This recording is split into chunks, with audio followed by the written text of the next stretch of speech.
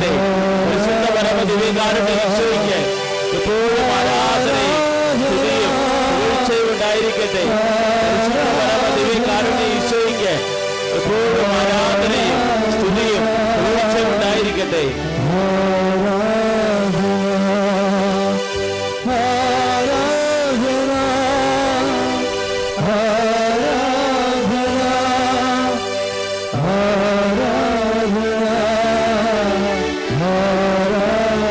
ഈശോയിലേക്ക് കൈകൾ ഉയർത്തി ആരാധന യേശുവേ എന്ന് വിളിക്കട്ടെ.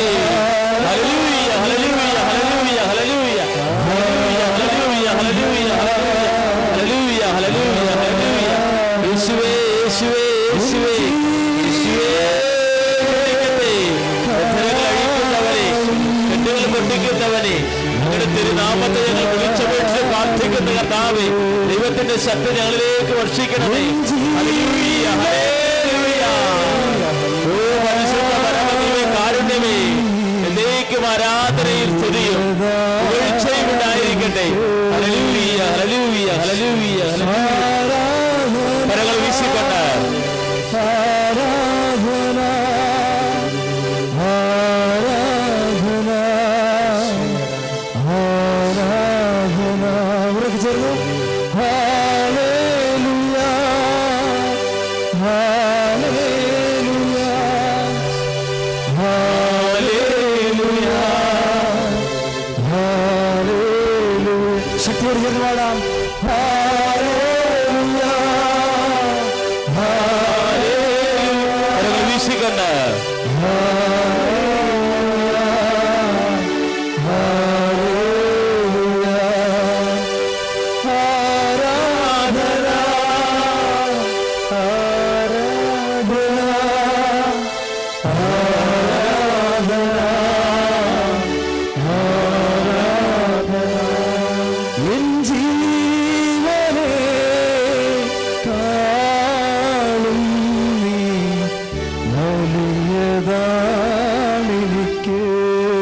യേശുവിലേക്ക് ചുറ്റിക്കൊണ്ട് എൻ ജീവനെ കാണും നീ വലിയതാണെനിക്ക്.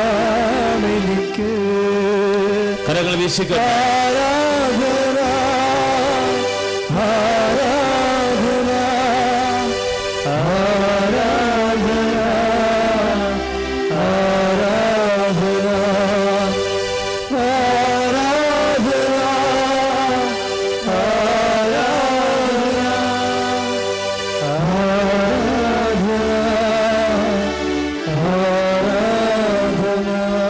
കരങ്ങൾ ഉയർത്തിക്കൊണ്ട് സ്തുതിക്കട്ടെ. ഹല്ലേലൂയ. കർത്താവേ, ഞങ്ങളങ്ങ് സ്തുതിച്ച് പ്രാർത്ഥിക്കുന്ന കർത്താവേ, ഞങ്ങളുടെ ജീവിത വിഷമതകളെ സമർപ്പിച്ചുകൊണ്ട്, ഞങ്ങളുടെ കുടുംബത്തിന്റെ ആവശ്യങ്ങളെ സമർപ്പിച്ചുകൊണ്ട്, ഞങ്ങളുടെ ദുഃഖ ദുരിതങ്ങളെ സമർപ്പിച്ചുകൊണ്ട്, ഞങ്ങളുടെ കടഭാരങ്ങളെ സമർപ്പിച്ചുകൊണ്ട്, മക്കളെ കുറിച്ചുള്ള ആകുലതകളെ സമർപ്പിച്ചുകൊണ്ട്, കർത്താവേ, അവിടുത്തെ ആത്മാവിന്റെ ശക്തിയും അവിടുത്തെ കൃപയും യാചിച്ചുകൊണ്ട് സ്തുതിച്ച് പ്രാർത്ഥിക്കുന്ന കർത്താവേ. ഉടമ്പടി പ്രാർത്ഥന ഏറ്റു പ്രാർത്ഥിക്കുക. അമ്മേ പരിശുദ്ധമ്മേ, പരിശുദ്ധമ്മേ, കൃപാസനം പ്രസാദപരമാതാവേ, കൃപാസനം പ്രസാദപരമാതാവേ, അങ്ങേ സന്നിധിയിൽ ഞങ്ങൾ ചെയ്ത ഉടമ്പടി പാലിക്കുവാൻ എനിക്ക് ശക്തി തരണമേ. കൃപാസനത്തിലെ മരിയൻ കൃപാഭിഷേക ധ്യാനത്തിൽ പങ്കെടുത്ത് പ്രാർത്ഥിക്കുന്നവരുടെ പ്രാർത്ഥനയോട് ചേർത്ത് എന്റെ ആവശ്യം സാധിച്ചു തരണം. ഹല്ലേലൂയ ഹല്ലേലൂയ ഹല്ലേലൂയ ആവേ ഹല്ലേലൂയ ഹല്ലേലൂയ ഹല്ലേലൂയ.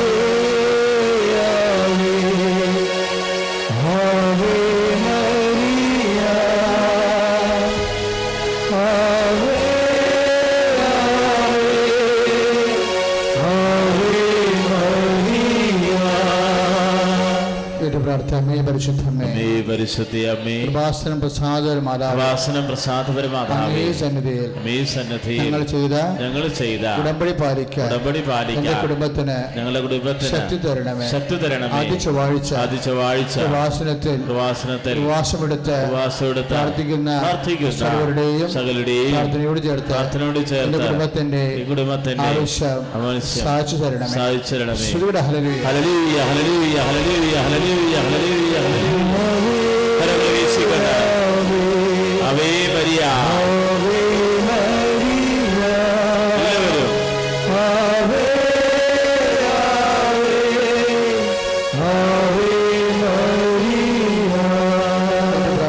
അമ്മേ പരിശുദ്ധമേ, കൃപാസനം പ്രസാദപരമാതാവേ,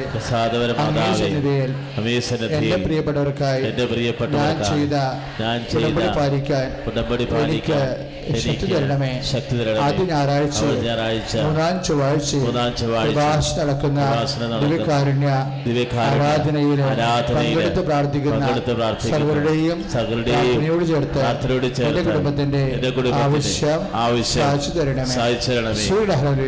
ഹല്ലേലൂയ, ഹല്ലേലൂയ, ഹല്ലേലൂയ, ഹല്ലേലൂയ, ഹല്ലേലൂയ, ഹല്ലേലൂയ, ഹല്ലേലൂയ. കരങ്ങൾ ഉയർത്തിക്കൊണ്ട് സ്തുതിക്കട്ടെ. ഹല്ലേലൂയ, ഹല്ലേലൂയ. യേശുവേ, യേശുവേ, യേശുവേ, യേശുവേ, യേശുവേ, യേശുവേ, യേശുവേ, യേശുവേ, യേശുവേ, ആരാധന, ദൈവമേ ആരാധന. ഹല്ലേലൂയ, ഹല്ലേലൂയ, ഹല്ലേലൂയ. കർത്താവേ, എല്ലാ മക്കളെയും സമർപ്പിച്ച് പ്രാർത്ഥിക്കുന്ന കർത്താവേ, ഉടമ്പടി പ്രാർത്ഥന ചൊല്ലി നിയോഗങ്ങൾ സമർപ്പിച്ച് പ്രാർത്ഥിക്കുന്ന കർത്താവേ, ദശവത്സര പ്രാർത്ഥന ചൊല്ലി കർത്താവേ, എല്ലാ ദിവസവും രാവിലെ 5:30 മണിക്ക് പ്രാർത്ഥിക്കുന്ന മക്കളെല്ലാം സമർപ്പിച്ച് പ്രാർത്ഥിക്കുന്ന കർത്താവേ, കൃപാസനം പത്രികയിലൂടെ കർത്താവേ സൗഖ്യത്തെ തേടുന്നവര്, കൃപാസനം പത്രിക വെച്ച് ഉറങ്ങുന്നവര്, കൃപാസനം പത്രം രോഗമുള്ള ഭാഗത്ത് വെച്ച് കെട്ടുന്നവര് സമർപ്പിച്ച് പ്രാർത്ഥിക്കുന്ന കർത്താവ് പരിശുദ്ധ പരമദിവ്യകാരുണ്യത്തിന് നേരവും ആരാധനയും സ്തുതിയും പുകഴ്ചയും ഉണ്ടായിരിക്കട്ടെ. പരിശുദ്ധ പരമദിവ്യകാരുണ്യത്തിന് നേരവും ആരാധനയും സ്തുതിയും പുകഴ്ചയും ഉണ്ടായിരിക്കട്ടെ. പ്രിയമുള്ളവരെ, നമ്മൾ വളരെ കാതലായ ഒരു വിഷയം ധ്യാനിച്ച് പ്രാർത്ഥിച്ച് കർത്താവിൻ്റെ അനുഗ്രഹത്താലും കൃപയാലും നിറയാൻ പോവുകയാണ്. അച്ഛന് വേണ്ടി സ്തുതിക്കട്ടെ. ഹല്ലേലൂയ, അച്ഛൻ്റെ വചനം കിട്ടാൻ വേണ്ടി സ്തുതിക്കട്ടെ. ഈ സമയത്ത് കർത്താവിൻ്റെ വചനം ഈ കൺവെൻഷൻ ഗ്രൗണ്ടിലും മറ്റു സ്ഥലങ്ങളിലെല്ലാം ധ്യാനിച്ചുകൊണ്ടിരിക്കുന്ന മക്കള്, ഇന്റർനെറ്റിലും ഫേസ്ബുക്കിലും ഒക്കെ ധ്യാനിച്ചുകൊണ്ടിരിക്കുന്ന മക്കള്, ഈ വിഷയം ലൈവായി കണ്ടുപിടിക്കുന്നവരെല്ലാം പരിശുദ്ധാത്മ നിറയാൻ വേണ്ടി സ്തുതിക്കട്ടെ. ഹല്ലേലൂയ, ഹല്ലേലൂയ, ഹല്ലേലൂയ, ഹല്ലേലൂയ, ഹല്ലേലൂയ, ഹല്ലേലൂയ, ഹല്ലേലൂയ. യേശുവേ സമർപ്പിച്ച് പ്രാർത്ഥിക്കുന്ന കർത്താവേ, കരങ്ങൾ ഉയർത്തിക്കൊണ്ട് സ്തുതിക്കട്ടെ. ഹല്ലേലൂയ. കർത്താവേ, ലൈവ് പ്രോഗ്രാമിൽ സമർപ്പിച്ച് പ്രാർത്ഥിക്കുന്ന കർത്താവേ, ലോകമെമ്പാടും ഇരുന്നു കണ്ട് കർത്താവേ, കൃപാസന ശുശ്രൂഷ കണ്ടുകൊണ്ട് കർത്താവേ അതിൽ പങ്കുചേർന്ന് ധ്യാനിക്കുന്ന മക്കളുടെ നിയോഗങ്ങളും അവരുടെ ആഗ്രഹങ്ങളും സമർപ്പിച്ച് പ്രാർത്ഥിക്കുന്ന കർത്താവേ, എന്റെ ഈശോയെ ജോസഫിനെ സമർപ്പിച്ച് പ്രാർത്ഥിക്കുന്ന കർത്താവേ, ഹല്ലേലൂയ.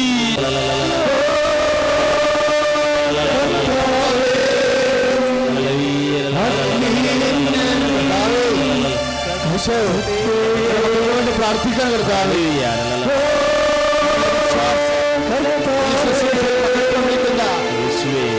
സമീപസ്ഥരും വിദൂരസ്ഥരുമായിട്ടുള്ള എല്ലാ മക്കളുടെ പേരും കർത്താവിന്റെ ശുശ്രൂഷന്റെ അഭിഷേകത്താല് ദൈവത്തിന്റെ ധൈര്യവും കൃപയും ശക്തിയും സൗഖ്യവും പ്രത്യാശയും നിറയട്ടെ. ഹല്ലേലൂയ. ഉയർത്തിക്കൊണ്ട് സ്തുതിക്കട്ടെ. ഹല്ലേലൂയ, ഹല്ലേലൂയ.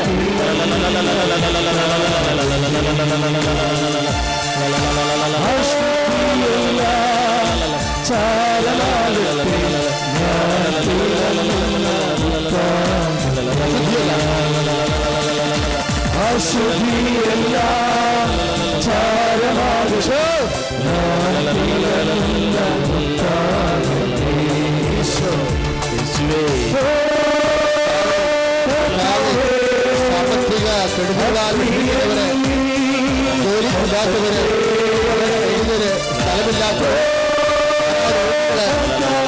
പലതരത്തിലുള്ള വിഷമങ്ങളാല് ഉദ്യോഗസ്ഥ പ്രശ്നങ്ങള്, ശുശ്രൂഷ പ്രശ്നങ്ങള്, എല്ലാ തരത്തിലുള്ളവര് ആരോഗ്യമായ നാമത്തില് അഴിഞ്ഞു മാറും.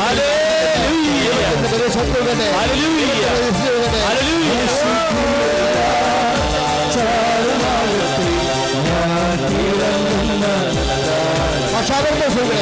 ഹല്ലേലൂയ. രോഗികളെ, സാവക്കാര്, മക്കളില്ലാത്തവര്, വാതരോഗികള്,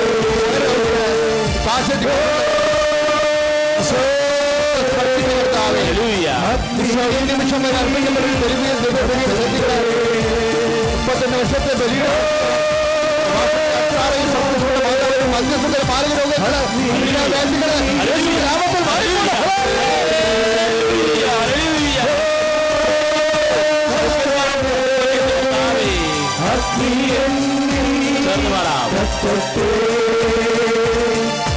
അശുദ്ധിയല്ല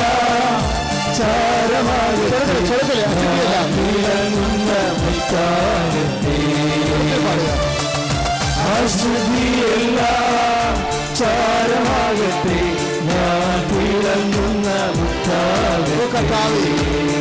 ഉയർത്തി അഗ്നി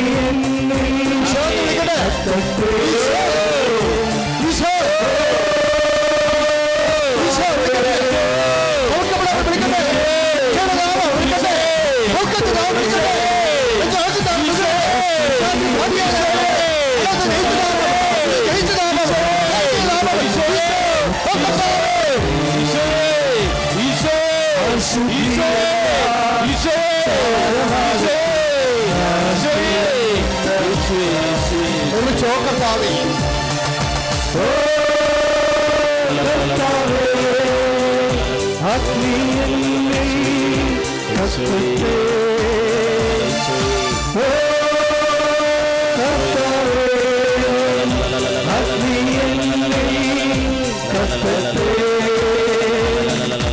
അശുദ്ധിയല്ല പേടിച്ചുകൊണ്ട്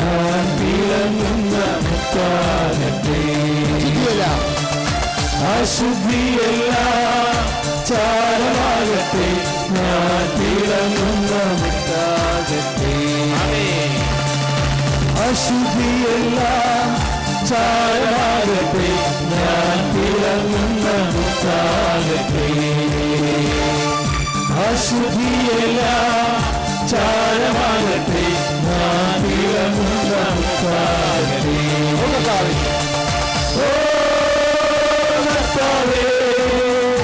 അഗ്നിയെന്നിൽ കത്തട്ടെ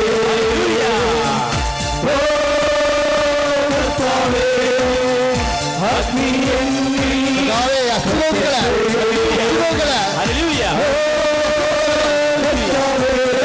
ബലം പിടിച്ചിരിക്കുന്നവരെ, ഗർഭാശയത്തിലെ അരവിച്ചിരിക്കുന്നവരെ,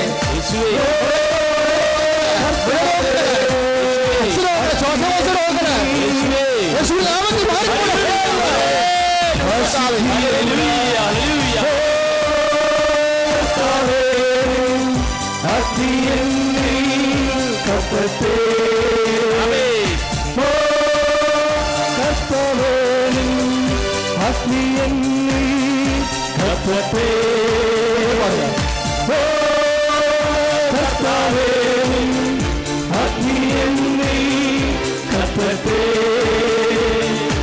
അശുദ്ധിയല്ല ചാരമാകട്ടെ ഞാൻ തിളങ്ങാകട്ടെ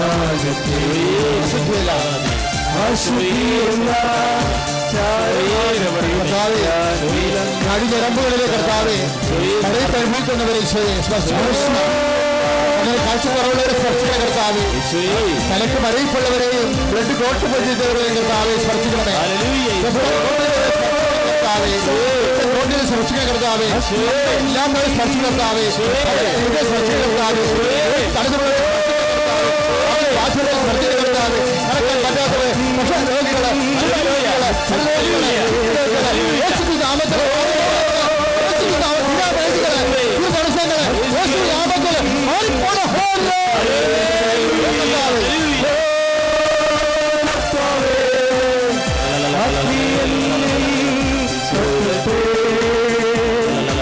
അശുദ്ധിയല്ല ചാരമാകട്ടെ ഞാൻ തിളങ്ങുന്ന മുത്താകട്ടെ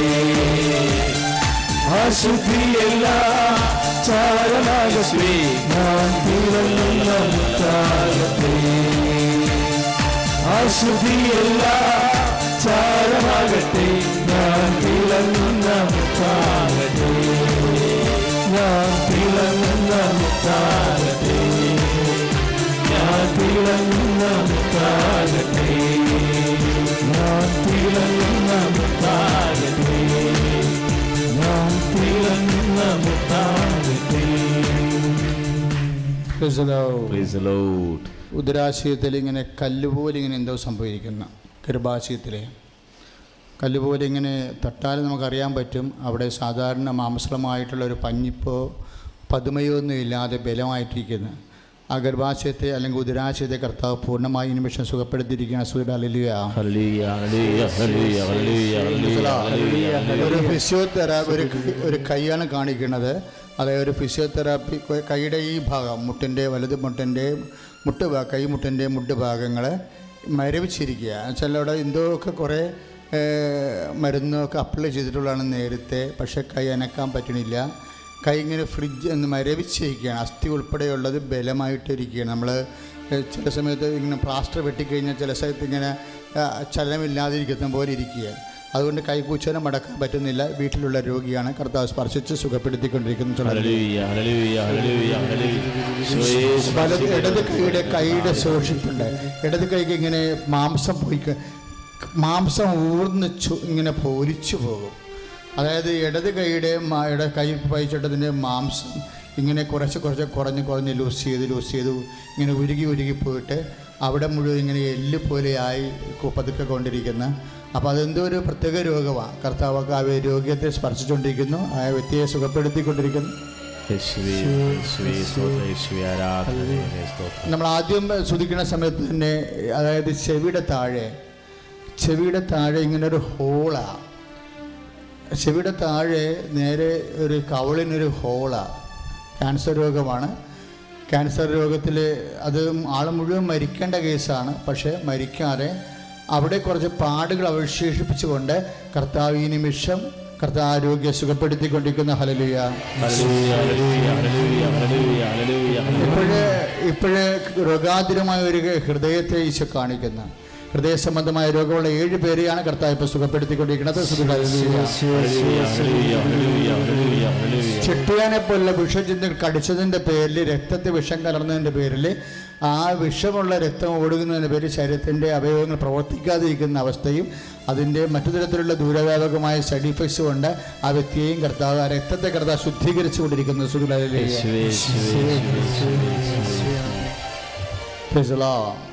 ഹല്ലേലൂയ. ഈശോ തരുന്ന 100 കണക്കിന് സൗഖ്യം നമ്മളിപ്പോൾ സാക്ഷ്യത്തിലൂടെ കേട്ടതാണ്. വ്യത്യസ്തങ്ങളായ മേഖലയിലാണ് കൃപാസനത്തിൽ ഈശോ സുഖപ്പെടുത്തുന്നത് നമ്മൾക്ക് മനസ്സിലാവുന്നുണ്ട്. നമുക്ക് കർത്താവ് തന്ന അടയാളങ്ങൾ പരിശോധിക്കുമ്പോൾ ഇന്നത്തെ ഏറ്റവും വലിയ സാക്ഷ്യങ്ങളെല്ലാം വന്നിരിക്കുന്നത് കൃപാസനത്തിൻ്റെ പത്രത്തിലൂടെ വന്ന സാക്ഷ്യങ്ങൾക്ക് ഭയങ്കര ഗ്രേഡ് ഉള്ള സാക്ഷ്യങ്ങളാണ്. ഞാൻ അതിലേക്ക് അധികം പ്രവേശിക്കണില്ല. നിങ്ങൾ കർത്താവിനെ അറിയാത്തവരെ അറിയിക്കാനും അറിഞ്ഞവരെ ആഴപ്പെടുത്താനും വേണ്ടി കൃപാസനം പത്രം എന്ന് ഹോസ്പിറ്റൽ മിഷൻ തുടങ്ങി.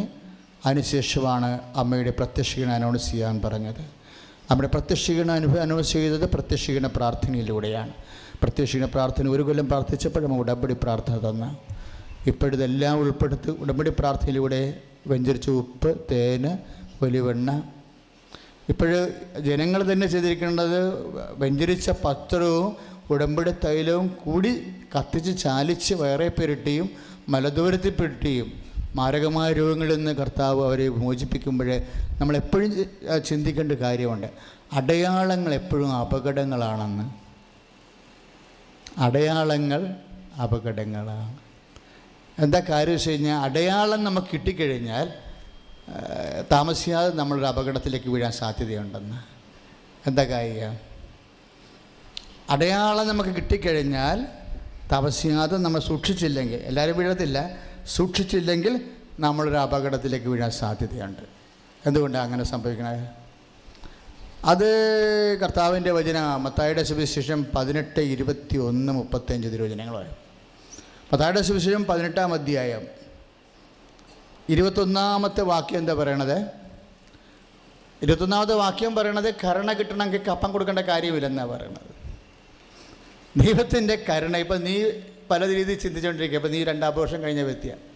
അപ്പം നീ എന്നും പ്രാർത്ഥിക്കുമ്പോൾ ഈ സങ്കടം നിൻ്റെ മനസ്സിലുണ്ട്. കർത്താവ്, ഞാൻ എൻ്റെ കുഞ്ഞുങ്ങളെ കൊന്നു കളഞ്ഞ ആളല്ല, അപ്പോൾ ദൈവം എനിക്ക് എന്നെ സഹായിക്കത്തില്ലായിരിക്കും. വെറുതെ അല്ല എൻ്റെ ഭർത്താവ് കുടിച്ച് തൂങ്ങി നടക്കുന്നത്, വെറുതെ അല്ല എനിക്ക് സമാധാനം ഇല്ലാത്തത്. ഇങ്ങനെ കുറേ ചവറ് കാര്യങ്ങൾ ദൈവവേദലെ നീ ചിന്തിച്ച് ദൈവം ചിന്തിക്കാത്ത കാര്യം, ദൈവം പ്രാധാന്യം കൊടുക്കാത്ത കാര്യത്തിന് വേണ്ടി നീ ചിന്തിച്ച് കുളമാക്കി തെറ്റിദ്ധാരണയും കുറ്റബോധം ഉണ്ടാക്കി ഭാരപ്പെടുത്തി നിന്റെ പ്രാർത്ഥനയിൽ താഴെ പോകുന്നുണ്ടെന്ന് കർത്താവ് അറിയിക്കുന്നു. സ്തുതിക്കട്ടെ. ഹല്ലേലൂയ, ഹല്ലേലൂയ, ഹല്ലേലൂയ. കരങ്ങൾ ഉയർത്തിക്കൊണ്ട് സ്തുതിക്കട്ടെ.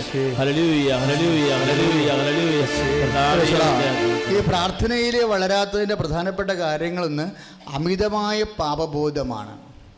അമിതമായ പാപബോധം, അതായത് ഞാൻ ഇന്ന കാര്യങ്ങൾ കൊണ്ട് പാപിയായത് കാരണം എൻ്റെ പ്രാർത്ഥന ഈ ജന്മത്ത് കർത്താവ് കേൾക്കത്തില്ലെന്ന് പറയും. അതാര് പറയണതാണ്? പിശാച് പറയണതാണ്. അത് പിശാച് പറയണതാണ്. നിൻ്റെ കർത്താവ് പറയത്തില്ല. നിൻ്റെ ഒരു ഭൗതിക അനുഗ്രഹം നിനക്ക് വേണമെന്നുണ്ടെങ്കിൽ കർത്താവ് ഉടനെ നിൻ്റെ ആത്മാവിൻ്റെ സ്ഥിതി പരിശോധിക്കത്തില്ല. ഭൗതിക അനുഗ്രഹം വേണമെന്നുണ്ടെങ്കിൽ ഭൗതിക അനുഗ്രഹം തരും. അതിനുശേഷം നീ പറയും നിൻ്റെ ആത്മാവിൻ്റെ കാര്യം നീ സെറ്റ് ചെയ്യാൻ പറയും. കർത്താവിൻ്റെ രീതികളതാണ്. അതുകൊണ്ട് ദൈവപദർ ഇന്ന് ആദ്യം വന്നിരിക്കുന്ന സഹോദരങ്ങളായാലും എന്നെ ഈ ഇൻ്റർനെറ്റിലൂടെയും ഫേസ്ബുക്കിലൂടെയും ഇപ്പോൾ ശ്രമിച്ചുകൊണ്ടിരിക്കുന്ന മക്കളായാലും ഇനി ശ്രമിക്കാതിരിക്കുന്ന മക്കളായാലും ശ്രദ്ധിക്കേണ്ട കാര്യമാണ്. അതായത് നീ അനാവശ്യമായ കുറ്റബോധമോ ഹൃദയഭാരമോ പാവബോധമോ സൂക്ഷിക്കേണ്ട കാര്യമില്ല. ദൈവത്തിന് അനുഗ്രഹം ലഭിക്കാൻ ഭൗതികമായ ആനുകൂല്യത്തിന് പാപത്തിൻ്റെ ബോധത്തിൻ്റെ അമിതമായ പാവബോധം നിന്നെ പ്രാർത്ഥനയിൽ മരവിപ്പിക്കും. എന്താ കാര്യം? ഈ സുവിശേഷത്തിൽ അനുഗ്രഹം ലഭിച്ചിരിക്കുന്ന ആൾക്കാരെല്ലാവരും കൃത്യമായിട്ട് പരിശുദ്ധന്മാർക്കാണ് കിട്ടിയിരിക്കുന്നത് അനുഗ്രഹങ്ങളൊക്കെ? ഇല്ല. സുവിശേഷത്തിൽ അനുഗ്രഹം കിട്ടിയിരിക്കുന്ന പരിശുദ്ധന്മാർക്ക് അല്ലെങ്കിൽ എനിക്ക് നിനക്കും നേരത്തെ അനുഗ്രഹം കിട്ടും. കൈ അടിച്ച് കർത്താൻ സുടലല്ലേ. സുവിശേഷത്തിൽ അനുഗ്രഹം കിട്ടിയിരിക്കുന്നത് നിന്റെ ആത്മാവിനെ അളന്നും തൂക്കിയും വിശുദ്ധിയും അവിശുദ്ധിയും അളന്നും തൂക്കിയും അല്ല. സുവിശേഷത്തിൽ ആൾക്കാർക്ക് അനുഗ്രഹം കിട്ടിയിരിക്കണമെന്നുണ്ടെങ്കിൽ എനിക്കും നിനക്കും അനുഗ്രഹം കിട്ടും. അവരെക്കാൾ നേരത്തെ 10 ദിവസം മുമ്പേ കിട്ടും. Price the Lord. അതുകൊണ്ട് ഒരു കാരണവശാലും കർത്താവിൻ്റെ തിരുസന്നിധിയിൽ ഭൗതികമായ ആനുകൂല്യങ്ങൾക്ക് വേണ്ടി പ്രാർത്ഥിക്കുമ്പോൾ നിൻ്റെ ജീവിതാവസ്ഥയെക്കുറിച്ച് നീ ചിന്തിച്ച് കുറ്റബോധം മനസ്സിൽ സൂക്ഷിക്കരുത്. നമുക്ക് പശ്ചാത്താപമാകാം. ഇപ്പോൾ ആൾക്കാർക്കോട് അതല്ലല്ലോ. ആവശ്യമില്ലാത്ത മാനസിക പെരുപ്പമല്ലേ ഇല്ലേ നിങ്ങളുടെ കയ്യിൽ നിന്ന് കഴിഞ്ഞ ഇപ്പം നിങ്ങൾ ചിലപ്പോൾ മദ്യപാനിയാകാം, അല്ലെങ്കിൽ നിങ്ങളുടെ ജീവിതത്തിൽ ചിലപ്പോൾ ചേട്ടാനിയമ്മ ഭയങ്കര കലഹം ഉണ്ടാകും. ചിലപ്പോൾ നിങ്ങളൊരാളെ കൊന്ന വ്യക്തിയാകാം. കാര്യം ഞാനിങ്ങനെ കൊന്ന വ്യക്തികളെ ഒരു മാസം 2-3 പേരെങ്കിലും കണ്ടുപിടിച്ച് 2-3 പേര്. അപ്പോൾ ഞാൻ അവൻ കൊലപാതകയാണെന്ന് ഞാൻ ഒരിക്കലും അവൻ്റെ മുഖത്ത് നോക്കി പറയത്തില്ല. എന്താ കാര്യം?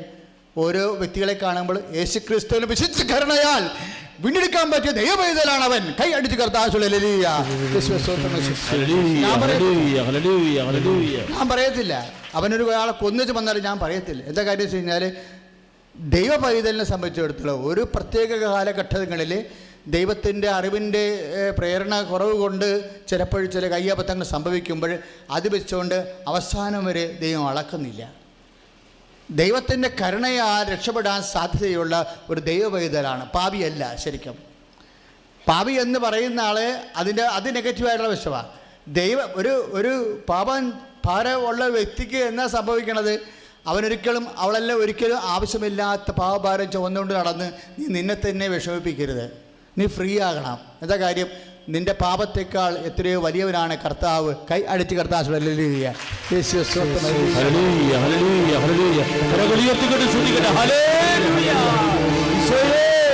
ഈ വലിയവനാണ് കർത്താവേ, രക്ഷകനാണ് ഈശോയെ, വിമോചകനാണ് ഈശോയെ. ഹല്ലേലൂയ.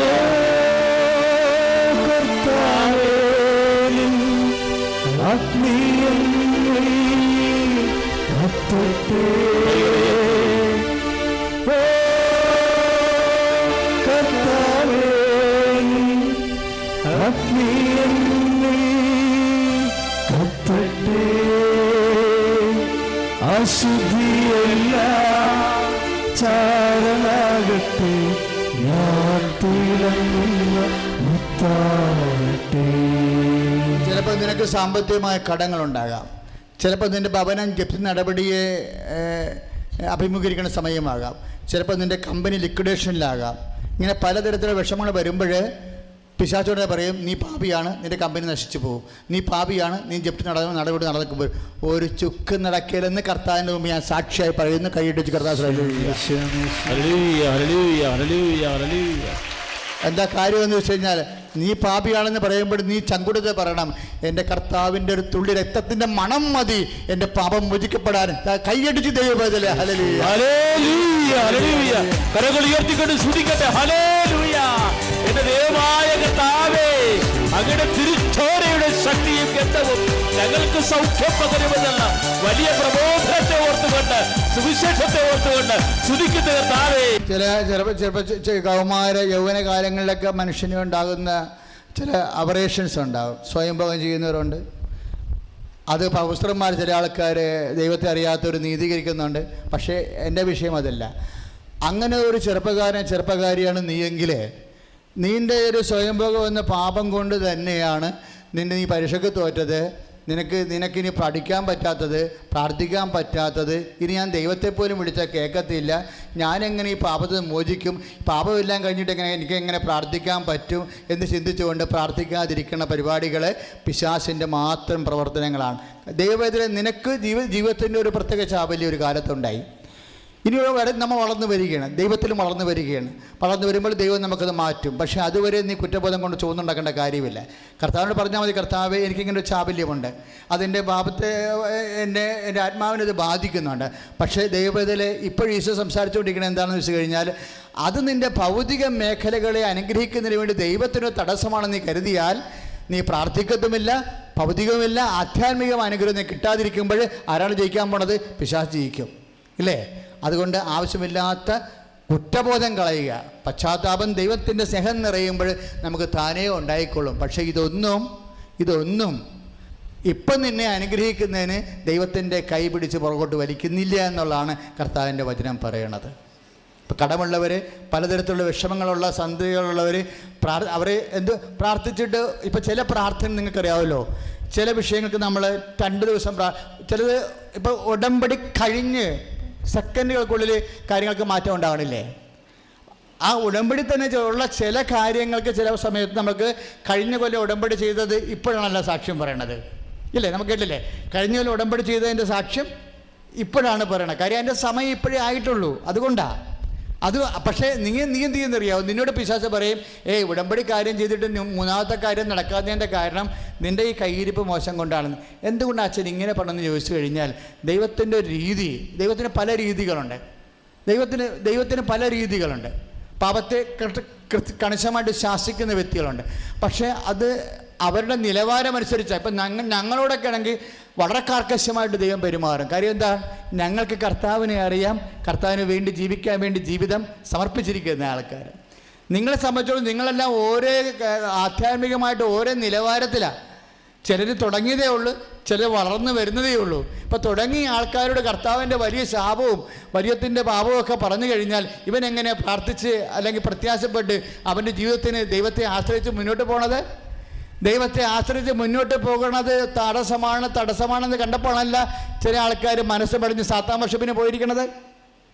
ഈ സാത്താൻ വർഷിപ്പുകാരൊക്കെ എങ്ങനെയാണ് ഈ ലോകത്ത് വരികയെന്ന് വെച്ച് കഴിഞ്ഞാൽ, ദൈവത്തിനെ പ്രാപിക്കുന്നതിന് വേണ്ടി ഉള്ള മാർഗങ്ങളെ സങ്കീർണമാക്കിയപ്പോൾ, ദൈവത്തെ പ്രാപിക്കാൻ എളുപ്പമല്ലെന്നുള്ള ഒരു ചിന്ത വന്നപ്പോൾ, എളുപ്പമായി ആരെ പ്രാപിച്ചിട്ട് അനുഗ്രഹം പ്രാപിക്കാം അവൻ്റെ പുറകെ ജനം പോയതാണെങ്കിൽ അതിനാണ് ഇപ്പം കർത്താവ് ഔഷധം നൽകുന്നത്. കൈ അടിച്ച് കർത്താവ്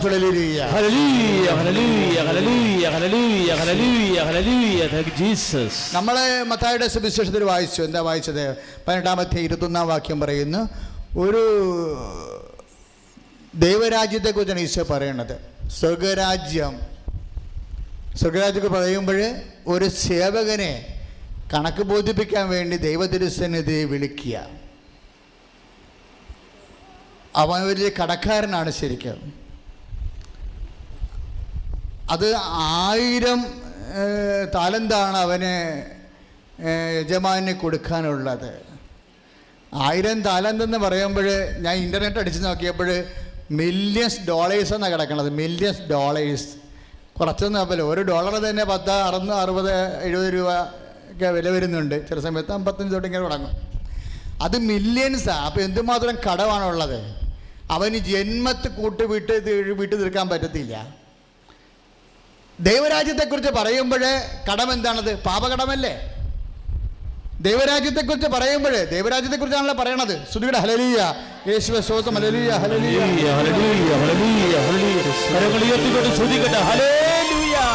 ഈശോയേ, ദൈവരാജ്യത്തെക്കുറിച്ചുള്ള പ്രബോധനങ്ങൾ നൽകുന്നതിനെ ഓർത്ത് സ്തുതിച്ച് പ്രാർത്ഥിക്കുന്ന കർത്താവേ, ഹല്ലേലൂയ, ഹല്ലേലൂയ, ഹല്ലേലൂയ, ഹല്ലേലൂയ. മത്തായിയുടെ സുവിശേഷം 20:18-23 സ്വകരാജ്യം തൻ്റെ സേവകന്മാരുടെ കണക്ക് തീർക്കുവാൻ ആഗ്രഹിച്ച ഒരു രാജാവിന് സദൃശ്യം. കണക്ക് തീർക്കാൻ ആരംഭിച്ചപ്പോൾ 10,000 താലന്ത് കടപ്പെട്ടിരുന്ന ഒരുവനെ അവൻ്റെ മുമ്പിൽ ഹാജരാക്കിയെന്ന്. അവിടെ രാജാവിൻ്റെ മുമ്പിൽ അവിടുത്തെ ദൈവരാജ്യത്തെക്കുറിച്ചാണ് ഈ ഉപമയെങ്കിൽ അവിടെ യജമാനൻ ആരായിരിക്കും? ദൈവമായിരിക്കും. ദൈവത്തിന് കൊടുത്തു വിടാനുള്ള കടം എന്തായിരിക്കും? പാപകടങ്ങളായിരിക്കും, അല്ലേ? അതെന്തിന് അത്രയും വലിയ കുടുംബാപിയെ കൊണ്ടുവന്ന് വെച്ചിരിക്കുക.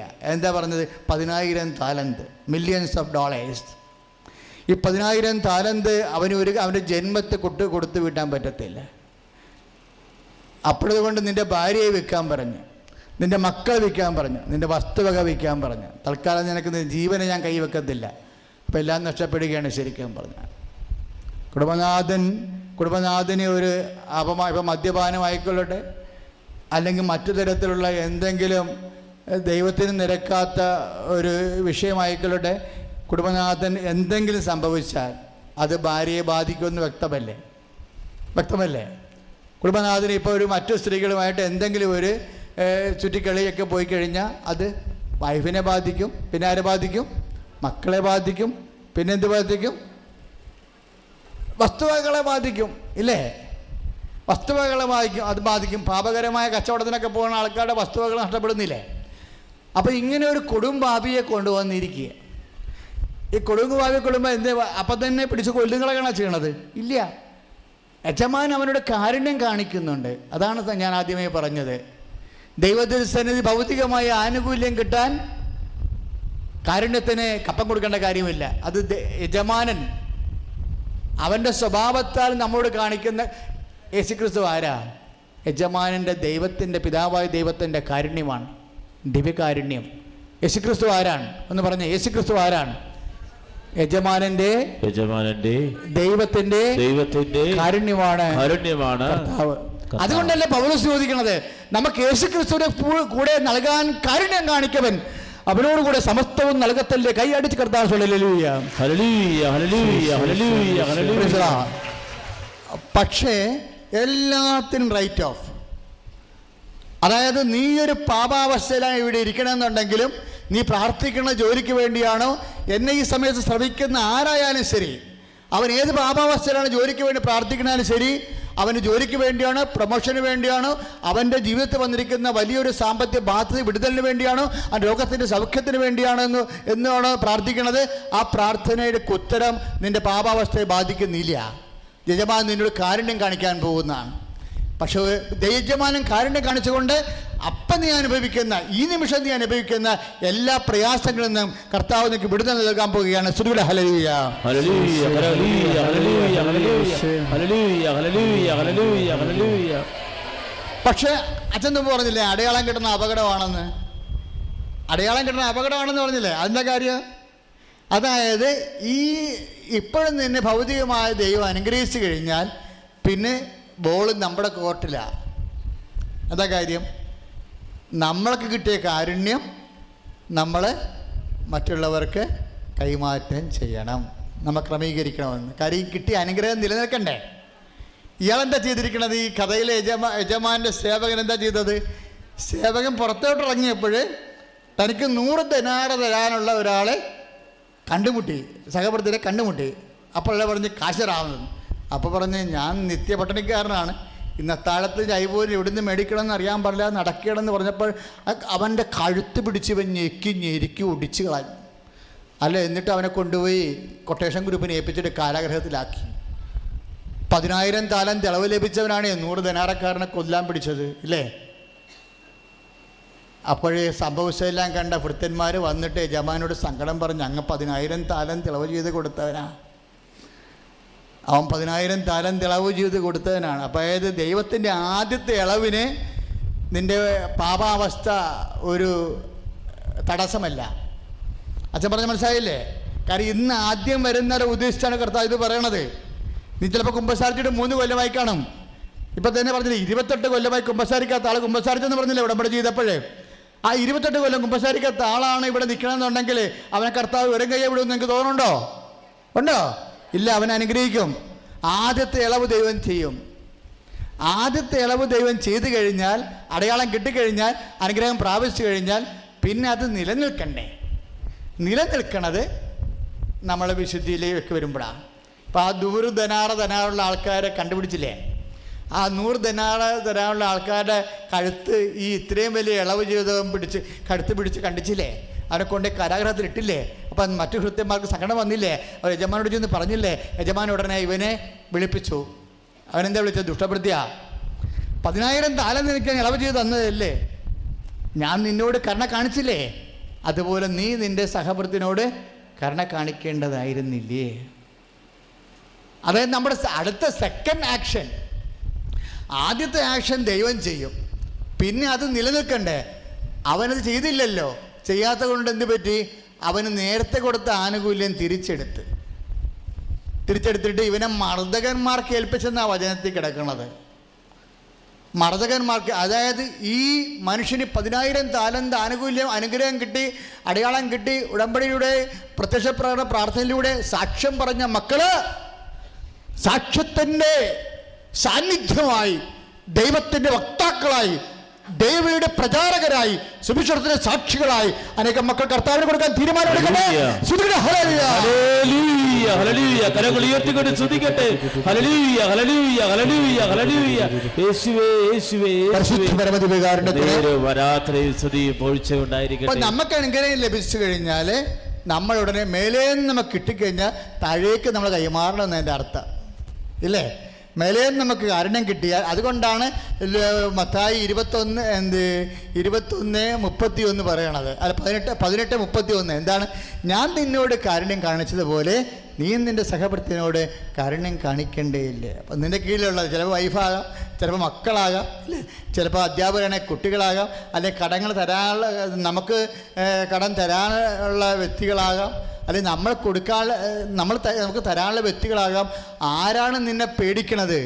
ആരാണ് നീ നിന്ന് കണ്ണുരുട്ടിയാൽ സങ്കടപ്പെടുന്നത്? ആരാണ് നിന്റെ സാന്നിധ്യത്തിൽ പ്രഷർ കൂടുന്നവര്? ദൈവമേ, അവരോട് കാരുണ്യം കാണിക്കാൻ വേണ്ടി പ്രാർത്ഥിക്കട്ടെ. അതിനുള്ള അനുഗ്രഹത്തിന് വേണ്ടി സ്തുതിക്കട്ടെ. ഹല്ലേലൂയ, കരങ്ങൾ ഉയർത്തിക്കൊണ്ട് സ്തുതിക്കട്ടെ.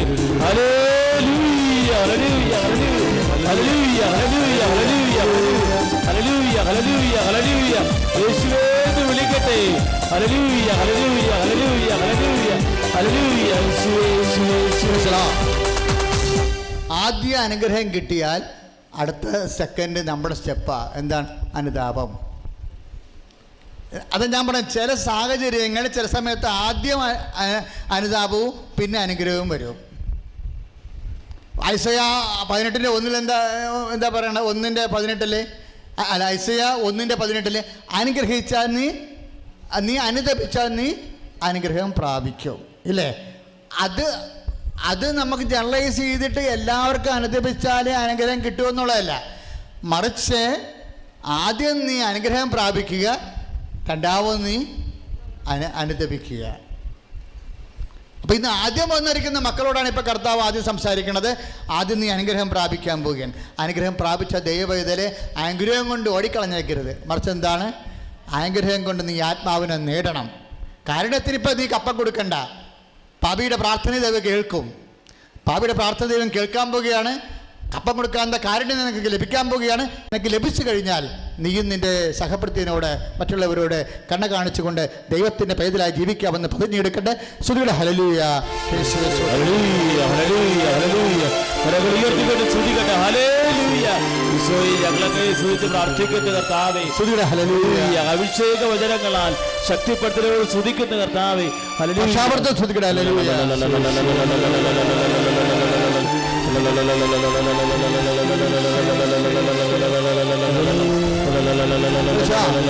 നമ്മൾ കുറച്ച് കൂടെ ദൈവത്തിൽ വളർന്നു വരത്തില്ലേ? ഓരോ സുവിശേഷ വേല കഴിയുമ്പോഴും നമ്മൾ ദൈവത്തിൽ വളരുകയല്ലേ? ഇല്ലേ? ഈശോ തന്നെ എന്താ പറഞ്ഞത്? Perfect as your heavenly father is perfect. കർത്താവിനൊരു ലക്ഷ്യമുണ്ട്. മത്തായിയുടെ സുവിശേഷം 5:48 ലക്ഷ്യം, എൻ്റെ സ്വർഗസ്ഥനായ പിതാവ് പരിപൂർണരായിരിക്കുന്ന പോലെ നിങ്ങളും പരിപൂർണരായിരിക്കുവാൻ. അല്ലേ? എന്തെങ്കിലും അങ്ങനെ ജീവിക്കാൻ പറ്റുമോ? നമ്മൾ ഓരോ ദിവസവും ദൈവത്തിലേക്ക് പരിപൂർണത പ്രാപിച്ചുകൊണ്ടിരിക്കാനുള്ളതാണ് ദൈവത്തിൻ്റെ തിരുമനസ്. അങ്ങനെ പരിപൂർണതയുടെ ഭാഗമായിട്ട് നമ്മളെ ദൈവം പരിപൂർണത പ്രാപിപ്പിക്കുന്നതിൻ്റെ ഭാഗമായിട്ട് ചില സമയത്ത് മാസങ്ങളോളം നമ്മുടെ പ്രാർത്ഥന കേൾക്കാതെ ഇരിക്കുകയും ചെയ്യാം. അതും ദൈവവേദന അറിയണം. പക്ഷേ ആദ്യത്തെ അടിസ്ഥാനമായിട്ടുള്ള ആദ്യത്തെ ദൈവവേദനല്ല, കുറച്ച് വളർന്ന സഹോദരങ്ങൾക്ക് ചില പ്രാർത്ഥനകൾ കേൾക്കാൻ കുറേ താമസം വരുന്നുണ്ട്. അപ്പോൾ ദീർഘശാന്തത പാലിക്കണം. ശരിക്കും കുറച്ച് വളർന്ന സഹോദരൻ, നമുക്കറിയാം വളർന്ന് നമ്മൾ ഇവിടം വരെ പോകും. വളർന്ന് കർത്താവിൻ്റെ മഴുത്തട്ട് വരെ നമ്മൾ ചെല്ലും. ശരിക്കും ദൈവവേദന ദൈവം വളർത്തുന്ന ഭൂമിയിലല്ലാതെ വേറെ എവിടെ വെച്ച് വളർത്താനാ? അപ്പം അങ്ങനെ വളർന്നു വരുന്ന ദൈവവേദങ്ങൾക്ക് ചില സമയത്ത് വിശ്വാസം നല്ല വിശ്വാസം, നല്ല പ്രത്യാശ, നല്ല ദൈവസ്നേഹമുള്ളവർക്ക് പക്ഷേ ഇങ്ങനെ അനുഗ്രഹം താമസിച്ചാലും അവരത് ഏക്കത്തില്ല. ഇപ്പം ഐസയ്യായുടെ 43:2 എന്താ പറയണത്?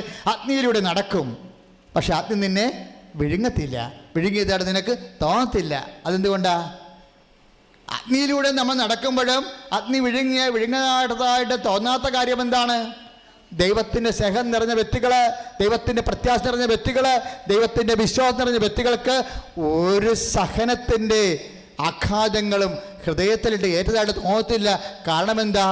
അവിടെ ഹൃദയത്തിൽ ജ്വലിക്കുന്ന ദൈവസ്നേഹമാണ് എല്ലാത്തിനെയും അതിജീവിക്കണതെന്നാണ് 2 Corinthians 13:7. സ്നേഹം എല്ലാത്തിനെയും അതിജീവിക്കുന്നു. കർത്താവേ, എല്ലാ സഹനങ്ങളെയും സകല സാഹചര്യങ്ങളെയും പ്രാർത്ഥന കേൾക്കാത്ത സാഹചര്യങ്ങളെല്ലാം അതിജീവിക്കാനുള്ള സ്നേഹത്താൽ അഭിഷേകം ചെയ്യണമേ. സ്തുതിക്കട്ടെ. ഹല്ലേലൂയ, ഹല്ലേലൂയ, ഹല്ലേലൂയ, ഹല്ലേലൂയ. കരങ്ങൾ ഉയർത്തിക്കൊണ്ട് സ്തുതിക്കട്ടെ. ഹല്ലേലൂയ. ഈശോയെ, സ്നേഹത്താൽ ഞങ്ങളെ അതിജീവിക്കുന്ന സ്നേഹത്തിന്റെ ശക്തിയാൽ ഞങ്ങൾ നിറയ്ക്കണമേ എന്ന് പ്രാർത്ഥിക്കുന്നു. Hallelujah, hallelujah. ഇപ്പം നമ്മൾ തന്നെ മനസ്സിൽ ചിന്തിക്കും, ദൈവമേ, ഞാൻ ഉടമ്പടി പ്രാർത്ഥന ചെയ്തിരിക്കുന്നു, പ്രത്യക്ഷ പ്രാർത്ഥന ചെയ്തിരിക്കുന്നു, ഞാൻ പ്രാർത്ഥന മുടക്കണില്ല, എന്നിട്ടും ചില കാര്യങ്ങൾ കർത്താവേ. അപ്പം ചിലരെന്താ പ്രാർത്ഥിക്കണമെന്നറിയാമോ? ചിലരെന്താണ് പ്രാർത്ഥിക്കണമെന്നറിയാമോ? ഇപ്പോൾ കുടുംബ പ്രാർത്ഥന പോലും ചെല്ലുന്നവരുടെ ഉള്ളിൽ ഒരു ചിന്തയുണ്ട്. എന്താണ്? പ്രാർത്ഥിച്ചില്ലെങ്കിൽ നാളെ പട്ടി കടിക്കുമെന്ന്. അദ്ദേഹം പ്രാർത്ഥിക്കട്ടെ, വരെ ഇടിവെട്ടിൻ്റെ സമയമാണ്, വരെ ഇടിവെട്ടി നമ്മുടെ വീട്ടിൽ ഇടിവെട്ട് കൊള്ളട്ടെ, പ്രാർത്ഥിക്കുന്നു പറയും. ഈ പ്രാർത്ഥിക്കുന്ന 50% ഉള്ളിലിരിക്കണത് പ്രാർത്ഥിച്ചില്ലേ നമുക്കിട്ട് പണി കിട്ടാൻ സാധ്യതയുണ്ട്. അപ്പോൾ ദൈവത്തിൻ്റെ പണി പേടിച്ച് പ്രാർത്ഥിക്കുന്ന ആൾക്കാർ അതാണ് ചിന്തിക്കണമെന്ന്. നമ്മൾ പ്രാർത്ഥിക്കണത് ദൈവത്തിലേക്ക് നിന്ന് പ്രാർത്ഥിച്ചില്ലെങ്കിൽ നമുക്ക് ദൈവത്തിൽ നിന്നൊരു ശിക്ഷ കിട്ടുമെന്നുള്ള ചിന്തയിലാണ് നീ പ്രാർത്ഥിക്കണമെങ്കിൽ നീ വളരെ കുറഞ്ഞ നിലവാരമുള്ള വിശ്വാസിയാണ്. പ്രാർത്ഥിക്കണത് എന്തിനാ? ദൈവത്തോട് സ്നേഹമുള്ളത് കൊണ്ടാണ് പ്രാർത്ഥിക്കണത്. ദൈവത്തോട് സ്നേഹമുള്ളത് കൊണ്ടാണ് പ്രാർത്ഥിക്കണത്. ഇപ്പം നമ്മൾ യോഹന്നാൻ്റെ, അതായത് നമ്മളോട് തന്നെ, നമ്മളൊരു പാപാവസ്ഥയിലാണെങ്കിൽ പോലും ദൈവം നമ്മളെ അനുഗ്രഹിക്കണ എന്താ കാര്യം? നമ്മളോട് ദൈവത്തിന് സ്നേഹമുള്ളത് കൊണ്ടാണ്, അല്ലേ? ഇപ്പം പത്രോസിനോട് ഈശോ പറഞ്ഞില്ലേ,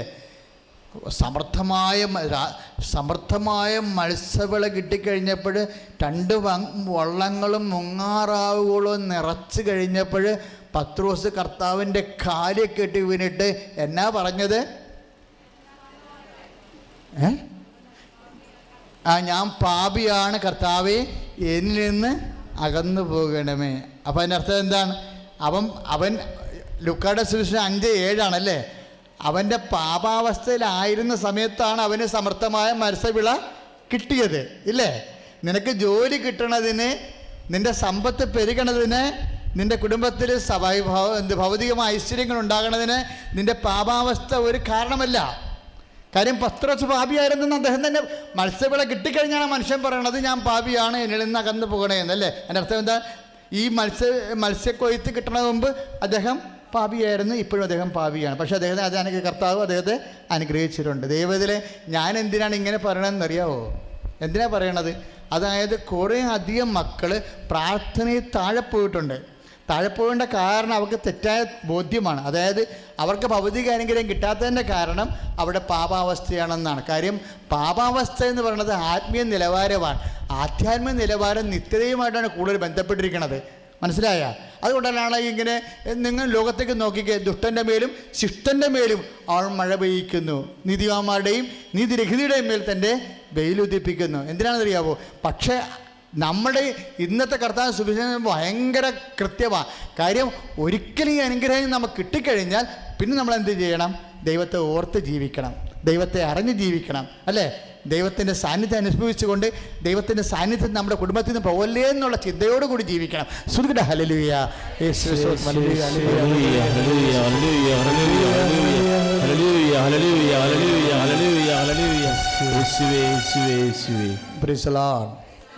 അപ്പം ചില സമയത്ത് ഇങ്ങനെ നിലവാരമുള്ള ദൈവ പൈതലാണെന്ന് നീയെങ്കിൽ നിൻ്റെ പ്രാർത്ഥന ചില സമയത്ത് ഇങ്ങനെ കുറച്ച് താമസിക്കും. എന്ന് വെച്ച് കഴിഞ്ഞാൽ ആ താമസിക്കുന്ന കാലഘട്ടത്തിനുള്ളിൽ നിൻ്റെ ആത്മാവിനെ ദൈവം പുണ്യപൂർണ്ണമാക്കും. വിശ്വാസം കൊണ്ട്, പ്രത്യാശ കൊണ്ട്, ദൈവസ്നേഹം കൊണ്ട്. അപ്പോൾ ആത്മാവിനെ പുണ്യപൂർണ്ണമാക്കുന്നൊരു സമയമാണെന്നാണ് ദൈവപൈതൽ പ്രാർത്ഥനയ്ക്ക് ഉത്തരം താമസിക്കുമ്പോൾ അറിയേണ്ടത്. അറിഞ്ഞിട്ട് അമ്മയെപ്പോലെ ഹൃദയത്തിൽ സംഗ്രഹിക്കണം. ഹൃദയത്തിൽ സംഗ്രഹിച്ച് അതേക്കുറിച്ച് ചിന്തിക്കണം. ചില സമയത്ത് അമ്മയോടൊക്കെ ദൈവം കാണിച്ചിരിക്കണത് എന്താ? അതായത് അൺജസ്റ്റ് കോസ, അതായത് ഒരു കാരണവശാലും നീതീകരിക്കാൻ പറ്റാത്ത സഹനങ്ങൾ, ഒരു കാരണവശാലും നീതീകരിക്കാൻ പറ്റാത്ത സഹനങ്ങൾ അമ്മയ്ക്ക് ഉണ്ടായിട്ടുണ്ട്. ചില സമയത്ത് ഇതുപോലെ ശ്രദ്ധിക്കട്ടെ മക്കളെ. യേശുവിശ്വാസം ഹല്ലേലൂയ.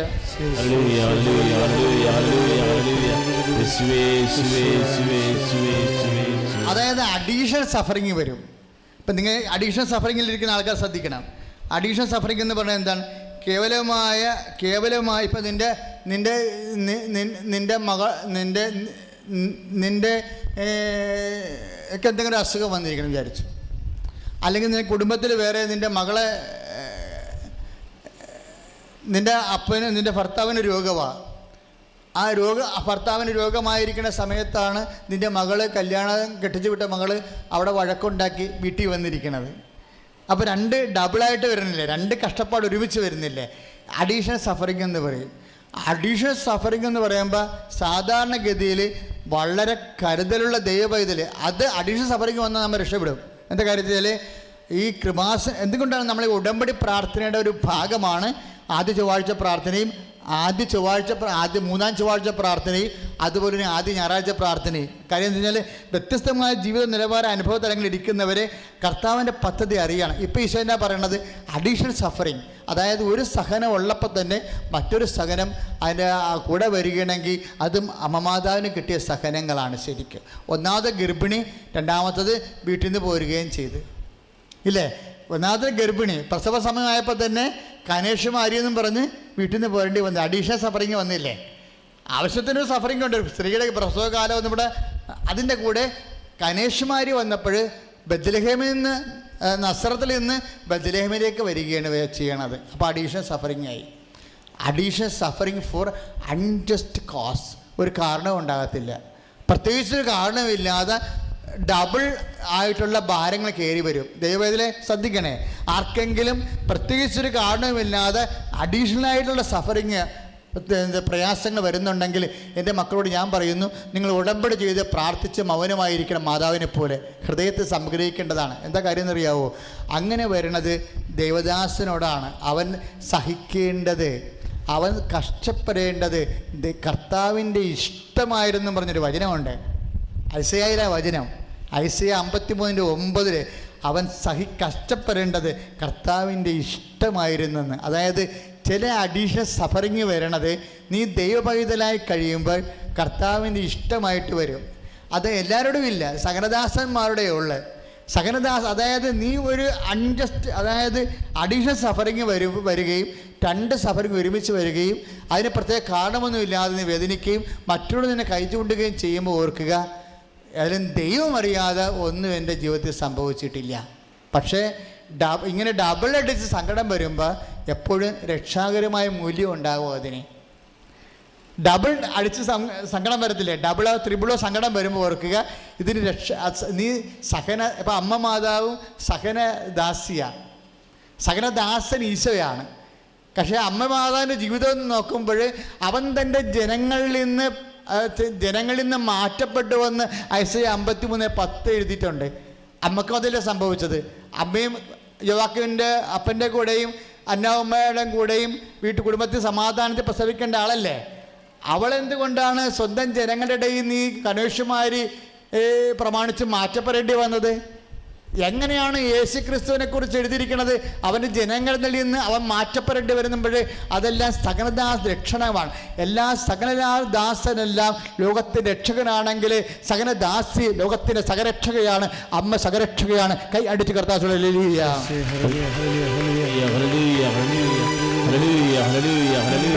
ദൈവവേദന എന്തുകൊണ്ടാണ് അമ്മ സകരക്ഷകയാണെന്ന് പറഞ്ഞെന്നറിയാവോ? അതായത് അഡീഷണൽ സഫറിങ് വരുമ്പോൾ നമ്മളും ദൈവവേദലും സകരക്ഷകരായി മാറും. എങ്ങനെയാണ്?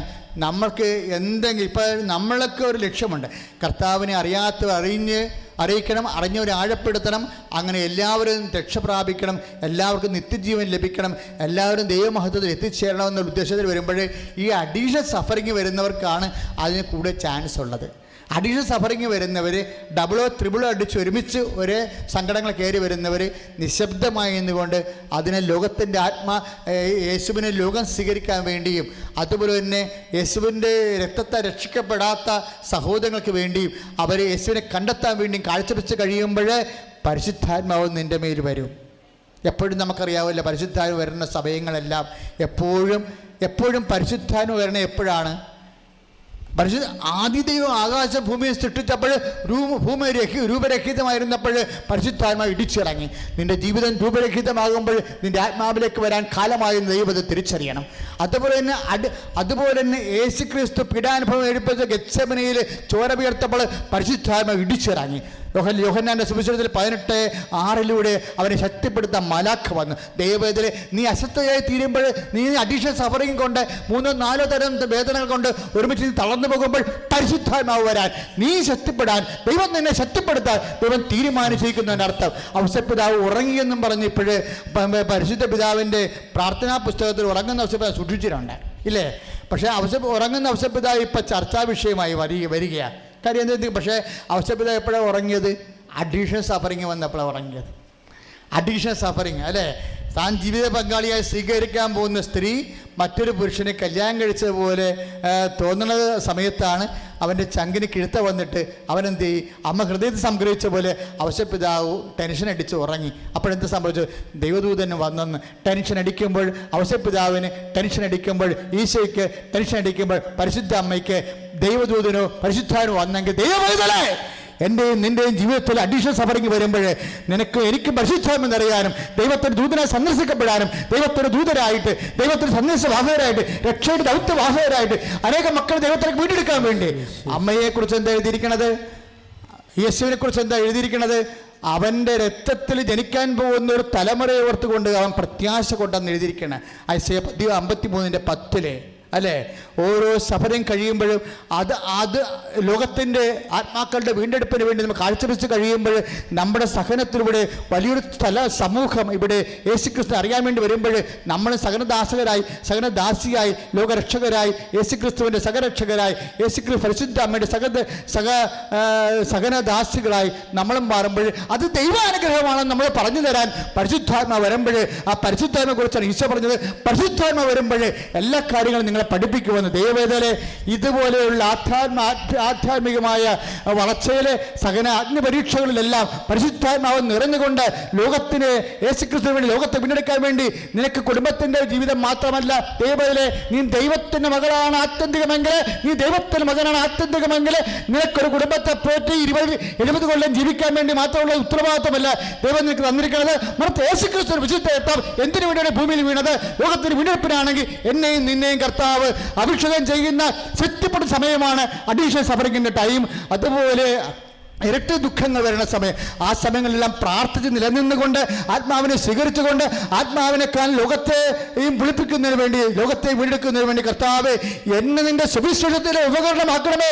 അമ്മ എനിക്ക് വേണ്ടി മാറ്റി പ്രാർത്ഥിക്കണമേ. കർത്താവെ സകലദാസിയായി എന്നെ അഭിഷേകം ചെയ്തുകൊണ്ട് ലോകത്തിന്റെ രക്ഷയ്ക്ക് വേണ്ടി എന്നെ ഉപകരണമാക്കണമേ. സ്തുതിക്കുക. ഹല്ലേലൂയ, ഹല്ലേലൂയ, ഹല്ലേലൂയ, ഹല്ലേലൂയ, ഹല്ലേലൂയ, ഹല്ലേലൂയ. കരങ്ങൾ ഉയർത്തിക്കൊണ്ട് സ്തുതിക്കട്ടെ. എന്റെ ഈശോയെ, ഞങ്ങളെ ആരാധിച്ചു വണങ്ങുന്ന കർത്താവേ, ജീവിതത്തിന്റെ ഇരട്ടി ദുഃഖങ്ങൾ സമർപ്പിച്ചുകൊണ്ട് പ്രാർത്ഥിക്കുന്ന കർത്താവേ, നേർച്ച വസ്തുക്കളെ ആശീർവാദമാണ്. പത്രങ്ങളെല്ലാം ആശീർവദിച്ചതാണ്, പക്ഷേ ദിവ്യകുർബാനയിൽ ആശീർവദിക്കുന്ന സമയമാണിത്. ദിവ്യകുർബാന കൊണ്ട് പത്രത്തെ ആശീർവദിക്കുന്ന സമയമാണ്. പത്രം വാങ്ങിക്കാത്തവർ ഇപ്പോഴും വാങ്ങിക്കേണ്ടതാണ്. കൃപാസനത്തിൽ ഏറ്റവും വലിയ നേർച്ചയാണ് പത്രം. അച്ഛനാണെങ്കിൽ പോലും എന്നെ ആരെങ്കിലും കാണാൻ വരികയാണെങ്കിൽ, ഒരു വിഷയം പറയാൻ പറയുകയാണെങ്കിൽ, ആദ്യം ഞാൻ ചോദിക്കുന്നത് ഉടമ്പടി ചെയ്തതാണെന്ന് ചോദിക്കത്തുള്ളൂ. ഉടമ്പടി ചെയ്തതാണെന്ന് പറഞ്ഞാൽ ഞാൻ ഉടനെ ചോദിക്കും, ഉടമ്പടി നിറവേറ്റിയ ആളാണോ, ഈ മാസത്തെ പത്രത്തിൻ്റെ കാർഡുണ്ടാന്ന് ചോദിക്കും. അപ്പോൾ ചിലർ പറയും ഞങ്ങൾ 10 പത്രമാണ് മേടിച്ചത്, 5 പത്രമാണ് മേടിച്ചത് എന്ന് പറയും. 5 പത്രത്തിനും കൗൺസിലിംഗ് നടക്കത്തില്ല. കൗൺസിലിംഗ് നടക്കുന്നത് ഈ ഏറ്റവും 4 പ്രാർത്ഥന കഴിഞ്ഞവർക്കാണ് 25 പത്രം എടുക്കാൻ അനുവാദമുള്ളത്. 4 പ്രാർത്ഥന കഴിഞ്ഞവർക്കാണ്. നിങ്ങൾക്കറിയാമല്ലോ, നിങ്ങൾ ഈ 57 സാക്ഷ്യങ്ങൾ ഇവിടെ കേട്ടല്ലേ? കഴിഞ്ഞ ഞായറാഴ്ചത്തെ സാക്ഷ്യം 40, അതിന് മുമ്പ് ആദ്യ യുവ സാക്ഷ്യം 60, ഇനി തപസ്സിൻ്റെ സാക്ഷ്യം വരുന്നു, തങ്കി സാക്ഷ്യം വരുന്നു. 170 സാക്ഷ്യമാണ് ഒരു മാസം നടക്കുന്നത്. ജനങ്ങൾ ജീവനും സ്വത്തും എല്ലാം നേടുന്ന ഒരേ ഒരു സന്നിധാനമാണ് കൃപാസനത്തിൽ പ്രത്യക്ഷപ്പെട്ട പരിശുദ്ധ ദേവമാതാവിന് തിരുസേന ചെയ്യുന്ന ഉടമ്പടി പ്രാർത്ഥനയും പ്രത്യക്ഷീകരണ പ്രാർത്ഥനയും. ഇതുപോലെ ജനരക്ഷ വരുമ്പോൾ നിങ്ങൾ ദൈവത്തിന് വേണ്ടി ഒന്നും ചെയ്യണില്ലെന്ന് ഞാൻ പറയത്തുള്ളൂ. ദൈവത്തിന് വേണ്ടി ഇത്രയും ഒന്നാമത്തിൽ ചില പറയണം ഞങ്ങൾ അനുഗ്രഹിക്കട്ടെ അപ്പം ഞങ്ങൾ ചെയ്യാമെന്ന്. അതെന്ത് പറയണ പരിപാടി? എല്ലാവരും പറഞ്ഞാൽ ഞങ്ങൾ അനുഗ്രഹിക്കട്ടെ അതുപോലെ അപ്പം ഞങ്ങൾ ചെയ്യാം. അപ്പം നിങ്ങൾക്ക് ദൈവത്തെ വിശ്വാസമില്ല? ദൈവത്തെ നിങ്ങൾ വിശ്വാസമില്ല? കർത്താവ് ഞങ്ങളെ അനുഗ്രഹിക്കണം എപ്പോഴാണ്? ഞങ്ങൾക്കറിയാം ഞങ്ങൾ അനുഗ്രഹിക്കുമെന്ന്. പക്ഷേ ഞങ്ങളിപ്പോൾ പ്രേക്ഷിത വില ചെയ്യും. ഞങ്ങൾ നിന്നെ വിശ്വാസം എടുക്കുന്നു. ദൈവത്തിൽ വിശ്വാസമില്ലാത്തവരാണ് ഞങ്ങളെ അനുഗ്രഹിക്കട്ടെ അപ്പം ഞങ്ങൾ 100 പത്രം മേടിക്കാം, അപ്പം ഞങ്ങൾ 1000 പത്രം മേടിക്കാം എന്ന് പറയുന്നത്. No no no no no no. നിങ്ങൾക്ക് ദൈവത്തിന് വിശ്വാസമില്ലാത്തത് കൊണ്ടാണ് അങ്ങനെ ചെയ്യണത്. ദൈവത്തിന് വിശ്വാസമുള്ളവർ പറയും കർത്താവ് എന്നെ നീ അനുഗ്രഹിക്കുമെന്ന് എനിക്കറിയാം, അല്ലെങ്കിൽ നീ എന്നെ ഇവിടെ കൊണ്ടുവരത്തില്ല. അതാണ് ബുദ്ധി എന്ന് പറയുന്നത്. അമ്മമാതാ പ്രത്യക്ഷപ്പെട്ട് ദൈവ തിരുസന്നിധിയിൽ ആയിരങ്ങൾ സൗഖ്യം പ്രാപിക്കുകയും ശക്തിപ്പെടുകയും ചെയ്യുന്ന ലോക സംവിധാന ദൈവത്തിൻ്റെ സംവിധാനത്തിലേക്ക് നിന്നെ കൊണ്ടുവരുമ്പോൾ അപ്പം നീ അറിയണം, എത്രയോ പേര് 10,000 രോഗികളും വിഷമതകളും ഉണ്ടെങ്കിൽ നിന്നെ മാത്രം ദൈവം എന്താണ് ഈ അനുഗ്രഹ സന്നിധാനത്തേക്ക് വിളിച്ചിരിക്കുന്നത്? അപ്പോൾ എപ്പോഴായാലും നിന്നെ അനുഗ്രഹിക്കുന്ന ഉറപ്പല്ലേ? അപ്പോഴാ ഉറപ്പുള്ളത് കൊണ്ടാണ് നമ്മൾ, ആ ഉറപ്പില്ലാത്തവരാണ് 10 പത്രം 2 പത്രം, അല്ലെങ്കിൽ ഞാൻ ഈ പത്രം എനിക്ക് കണ്ണും കാണാൻ പാടില്ല, ഞാൻ ഈ പത്രം മേടിച്ചിട്ട് എന്ത് ചെയ്യാനാണെന്നൊക്കെ ചോദിക്കും. കണ്ണ് കാണാൻ പാടില്ലാത്തവർ കണ്ണുകൊണ്ട് കാണണമെന്ന് അവർക്ക് മേടിച്ച് കൊടുത്തേക്കണം. 25 പത്രത്തിന് കുറവ് മേടിച്ചാലൊന്നും അച്ഛൻ അംഗീകരിക്കത്ത് പോലുമില്ല. കാര്യം പ്രേക്ഷിത പ്രവർത്തനത്തിൻ്റെ ഭാഗം, ഏറ്റവും കുറഞ്ഞ പ്രേക്ഷിത പ്രവർത്തനമാണ്. നമ്മൾ അളക്കുന്ന അളവ് കോൽ കൊണ്ടല്ല ദൈവം നമുക്ക് അളന്ന് തരണത്. നമ്മൾ 25 പത്രം കൊണ്ട് അളക്കണമെന്നുണ്ടെങ്കിൽ അപ്പം നിങ്ങൾ പറയും ഞങ്ങൾക്ക് അതേ പറ്റത്തുള്ളൂ കർത്താവ്. അപ്പം കാലണയില്ലാത്ത 3.25 ലക്ഷം രൂപ എങ്ങനെ ഉണ്ടാക്കി? കാലണ ഇപ്പോൾ സാക്ഷ്യം പറഞ്ഞ് നിങ്ങൾ കേട്ടില്ലേ? കാലണയില്ല, പക്ഷെ 3.25 ലക്ഷം രൂപ കർത്താവ് തന്നു. എൻ്റെ കർത്താവ് സമ്പന്നനാണ്, എനിക്ക് തരും എന്നുള്ള ബോധ്യത്തിലാണ് നമ്മൾ കർത്താവിന് വേണ്ടി ഞങ്ങൾ ഈ ഉടമ്പടി പ്രാർത്ഥന നോക്കിയപ്പോൾ 7000 പത്രം മേടിച്ച് ഫ്രീ ആയിട്ട് വിതരണം ചെയ്യണമെന്ന് ഈശോ പറഞ്ഞു. വേളാങ്കണ്ണിയിൽ വെച്ച് കൊന്തയിൽ ഇപ്പോൾ 2011 പറഞ്ഞതാണ്. അപ്പം ഞാൻ വിജയനോട് പറഞ്ഞു വിജയം നടക്കത്തില്ല, ഇത് ഭയങ്കര പാടാണ്, ഇപ്പോഴത്തെ നമ്മൾ കൃപാസനം കടത്തിലാണ് പോണത്. വിജയൻ പറഞ്ഞു കുഴപ്പമില്ല, ആദ്യത്തെ ഗഡു ഞാൻ തരാം, പിന്നെ അമ്മ തരുമെന്ന് പറഞ്ഞു. ഇത് കറക്റ്റല്ലേ സംഭവം പറഞ്ഞിരിക്കണേ? ആ 7000 പത്രം ഫ്രീ ആയിട്ട് ഞങ്ങൾ ഇവിടുന്ന് കൃപാസനത്തിന് കാശ് ഉണ്ടാക്കി കടമേടിച്ച് കൊടുത്ത് ഫ്രീ ആയിട്ട് പ്രേക്ഷിതർക്ക് വണ്ടിക്കാശ് കൂടി കൊടുത്തു വിട്ടാണ് വേല ചെയ്തിരിക്കുന്നത്. എങ്ങനെയുണ്ട്? എവിടെ ചെന്ന് അവസാനിച്ചപ്പോൾ അത് പത്രത്തിൻ്റെ അക്ഷരങ്ങൾക്ക് പോലും പവറായി. പത്രത്തിൻ്റെ അക്ഷരങ്ങൾക്ക് പോലും പവറായി. അതപ്പം നീ ദൈവത്തെ അളക്കരുത്. 25 പത്രം മേടിച്ച് കൊടുക്കാം, കിട്ടണേ കിട്ടട്ടെ, ചിലപ്പോൾ കിട്ടും. ഇതെന്ത് ചൂത് കളിയാ? അതായത് കുറേ പൊട്ട വല്യമ്മമാരുണ്ട്, ചെടുത്തിമാരും ബുദ്ധിബോധം ഇല്ലാത്ത വർഗം. ദൈവത്തിന് അളക്കും. നിൻ്റെ 25 10 കൊണ്ട് അളക്കരുത്. അതായത് നിങ്ങൾ കൊടുക്കുവിൻ, നിങ്ങൾക്ക് ലഭിക്കും. അമർത്തി കുലുക്കി നിറച്ചളന്ന് അവൻ നിൻ്റെ മടിയിലോട്ട് ചൊരിയും. ഞാനിവിടെ വരുമ്പോൾ ചേരപ്പാമ്പ് ഇടചേരുന്നൊരു സ്ഥലമായിരുന്നു, പൊട്ടക്കാട പോലെ കിടക്കുന്ന സ്ഥലമാണ്. ഈ സ്ഥലം എങ്ങനെ മാറി ഇങ്ങനെ? എൻ്റെ കാശില്ലാഞ്ഞിട്ട് ഞാനൊരു മനുഷ്യനോട് പറഞ്ഞു എനിക്ക് എന്നെ സഹായിക്കണം എന്ന് പറഞ്ഞപ്പോൾ ആ മനുഷ്യൻ സഹായിക്കണം എന്ന് പറഞ്ഞതേ ഉള്ളൂ. ആ മനുഷ്യൻ്റെ ഹോളാണ് പടുത്തു തന്നത് ഇങ്ങോട്ട്. ഞാൻ ചോദിച്ചത് എൻ്റെ 1 ലക്ഷം രൂപയാണ്. അതേപോലെ അച്ഛന് 1 ലക്ഷം രൂപ വേണ്ട, അച്ഛൻ ഞാൻ ഹോള് പണിത് തരാമെന്ന് പറഞ്ഞു. അങ്ങനെ തുടങ്ങിയിട്ട് ഇപ്പോൾ ഇങ്ങനെ ചെന്ന് അവസാനിച്ചിരിക്കണ നമ്മുടെ കൂടെ നിൽക്കുന്നത് അച്ഛനും കപ്പരൊന്നുമല്ല, അമ്മ മാതാവാണ് നിൽക്കണത്. ആ ഒരു ബോധ്യം ഉണ്ടെന്നുണ്ടെങ്കിൽ നിങ്ങൾ ഒരു എന്തെല്ലാം ഞെരുക്കമുണ്ടെങ്കിലും ഏറ്റവും സാമ്പത്തിക തകർച്ച ഉള്ളവർ പോലും 50 പത്രം മേടിച്ച് കൊടുക്കും. ഉള്ളവൻ 200 പത്രമോ 500 പത്രമോ. ഞങ്ങൾ വേറെ ഒന്നും ആവശ്യപ്പെട്ടില്ലല്ലോ. കർത്താവിന് അറിയാത്തവരെ അറിയിക്കണം, അറിഞ്ഞവരെ ആഴപ്പെടുത്തണമെന്ന് പറഞ്ഞ് ഉടമ്പടി പത്രത്തിലുള്ള പ്രധാനപ്പെട്ട പ്രേക്ഷിത പ്രവർത്തനമല്ലേ. ആ ഉടമ്പടി കാര്യം നിങ്ങൾ ദൈവം ഏറ്റെടുക്കണമെന്നുണ്ടെങ്കിൽ ഏറ്റവും എളുപ്പമാർഗ്ഗമാണ് നമുക്ക് പ്രേക്ഷിത പ്രവർത്തനം എന്ന് പറയുന്നത്. അത് ഞാൻ കഴിഞ്ഞ മാസം മേടിച്ച് കൊടുത്തായിരുന്നു, ഈ മാസം മേടിച്ച് കൊടുത്തില്ല. വിചാരത്തിനെ കൊടുക്കാൻ പറ്റുമായിരുന്നു, പക്ഷേ അതിനുവേണ്ടി ശ്രദ്ധിച്ചില്ലെന്നാണ് അർത്ഥം. കഴിഞ്ഞ മാസം മേടിച്ച് കൊടുത്തപ്പോൾ ദൈവത്തോട് കണക്ക് പറയുകയാണ്. ഞാൻ കഴിഞ്ഞ മാസം മേടിച്ച് കൊടുത്തെന്നും പറഞ്ഞ് കണക്ക് പറയുകയാണ്. ദൈവം എന്താ അയൽക്കൂട്ടത്തിലെ പ്രസിഡൻ്റാണ്? അതാണ് പ്രശ്നം. നിങ്ങൾ ദൈവത്തിനെ അളക്കുകയാണ് വെച്ചോണ്ട്. അതേ കർത്താവ് സമൃദ്ധമായി 500 600 ഏത് പണ്ടാരം പിടിക്കുക. ഇവിടുന്ന് ഊളംപാര വരെ ആൾക്കാർ കൊണ്ടുപോയി ചുമന്ന് കൊണ്ടുപോയി പത്രം കൊടുക്കുന്നു ഭ്രാന്തന്മാർക്ക്. ഞാനന്ന് അവരോട് ചോദിച്ചു നിങ്ങളെന്താ ഭ്രാന്തന്മാർക്ക് ഇവിടെ കൊണ്ട്? അപ്പോൾ കർത്താവിനല്ലേ അവരെ സ്പർശിക്കണമെന്ന് അവരെ എൻ്റെ പ്രേക്ഷിതർ എന്നോട് ചോദിച്ചത്. സത്യമല്ലേ? ഭ്രാന്തന്മാർക്ക് വായിക്കാൻ അറിയാൻ പാടില്ലെങ്കിലും ആ പത്രത്തെ കിടന്ന് അവരുടെ ഭ്രാന്ത് മാറും. ഇപ്പോഴെനിക്കത് മനസ്സിലായത്. പ്രേക്ഷിതർ എന്തൊരു ചൈതന്യമുള്ളവരാ. അങ്ങനെയുള്ള പ്രേക്ഷിതരും ഉണ്ട്. 2 പത്രം 3 പത്രം 5 പത്രം വെച്ചുകൊണ്ട് കർത്താവിനെ അളക്കുന്ന ആൾക്കാരും ഉണ്ട്. അപ്പോൾ അതുകൊണ്ട് എനിക്ക് തോന്നുന്നത് ഈ പ്രേക്ഷിത പ്രവർത്തനം നിങ്ങൾ ശക്തിപ്പെടുത്തിയ, നിങ്ങൾ ദൈവത്തിൻ്റെ വേല ചെയ്ത കർത്താവ് നിങ്ങളുടെ വേല ചെയ്യും. നിങ്ങളുടെ മാസം തീരുമാനിക്കുക, ഒരു മാസം തീരുമാനിക്കുക. ആ മാസം ഒരു 100 പത്രം ഞാൻ മേടിച്ച് കൊടുക്കും. ഇട്ടുകൂടുന്ന കാശെല്ലാം എടുത്തിട്ട് വെച്ചിട്ട് അത് കൊണ്ടു നടന്ന് കൊടുക്കണം. അല്ലാതെ എവിടെയെങ്കിലും വെച്ചുകൊണ്ട് പോരണത് ഒരു നിവൃത്തിയില്ലാത്ത വളരെ പുകുടി പിടിച്ച കഴിവ് പ്രേക്ഷിത ചൈതന്യം ഇല്ലാത്ത ആൾക്കാരോടാണ് ഞാൻ പറഞ്ഞിരിക്കുന്നത്. നിങ്ങൾ കൊണ്ട് റെയിൽവേ സ്റ്റേഷനിൽ വെച്ചാൽ മതി, നിങ്ങൾ കൊണ്ടുപോയി ബസ് സ്റ്റാൻഡിൽ വെച്ചാൽ മതി. കഴിഞ്ഞാൽ ഒരു പ്രേക്ഷിത ചൈതന്യം ഇല്ല. പിന്നെ അച്ഛനെ കാണാൻ വേണ്ടി എന്തെങ്കിലും ഒപ്പിച്ച് വെക്കണ്ടെന്ന് വിചാരിച്ചുകൊണ്ട് കാട്ടിക്കൂട്ടി ഉണ്ടാക്കുന്ന ആൾക്കാർക്കാണ് കൊണ്ടേ വെക്കാൻ പറഞ്ഞിരിക്കുന്നത്. പ്രേക്ഷിത ചൈതന്യമുള്ളവർ അങ്ങനെയല്ല ചെയ്യണത്. ആ പത്രം കൂട്ടിപ്പിടിച്ചിട്ട് കൊന്തയിലും ഓരോ ആൾക്കാർ കൊടുക്കുമ്പോൾ ഓരോ സ്വർഗസ്വനായി ചെല്ലും. കർത്താവ് ഈ മകൻ നിന്നെ തിരക്കി വരാൻ ഇടയാകണേ എന്ന് പ്രാർത്ഥിച്ചെന്ന്. അതാണ് പ്രേക്ഷിത പ്രവർത്തനം. നമ്മൾ പ്രേക്ഷിത പ്രവർത്തനത്തിന് വേണ്ടിയാണ് പത്രം കൊടുക്കുന്നത്. അത് 1000 പേർക്ക് വേണ്ടി കൊടുക്കാൻ 1000 പത്രം മേടിക്കാൻ പറ്റുമെങ്കിൽ അത്രയും നല്ലത്. 1000 പേർക്ക് വേണ്ടി ഒരു മാസം പ്രേക്ഷിത പ്രവർത്തനം. നിങ്ങളൊന്ന് പ്രാർത്ഥിച്ച് ദൈവകാരുണ്യമേ എന്നെ അപ്പോസ്തലന്മാരെ പോലെ പരിശുദ്ധ അമ്മയെ പോലെ തീക്ഷ്ണതയുള്ള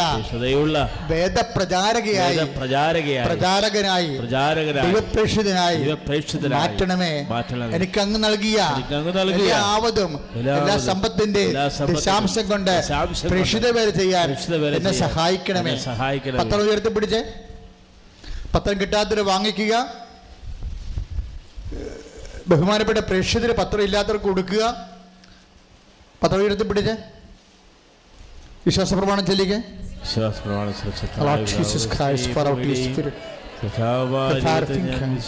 Sock with the precious blood. And adore the Catholic Church with the power of Jesus Christ. With the medicine of Holy Priesthood, I bless and hallow you. നിന്റെ കർത്താവിനെ കുറിച്ചിടയാൽ ദൈവത്തിന്റെ ശക്തിയായി മക്കളെ കർത്താവിന്റെ നാമത്തിൽ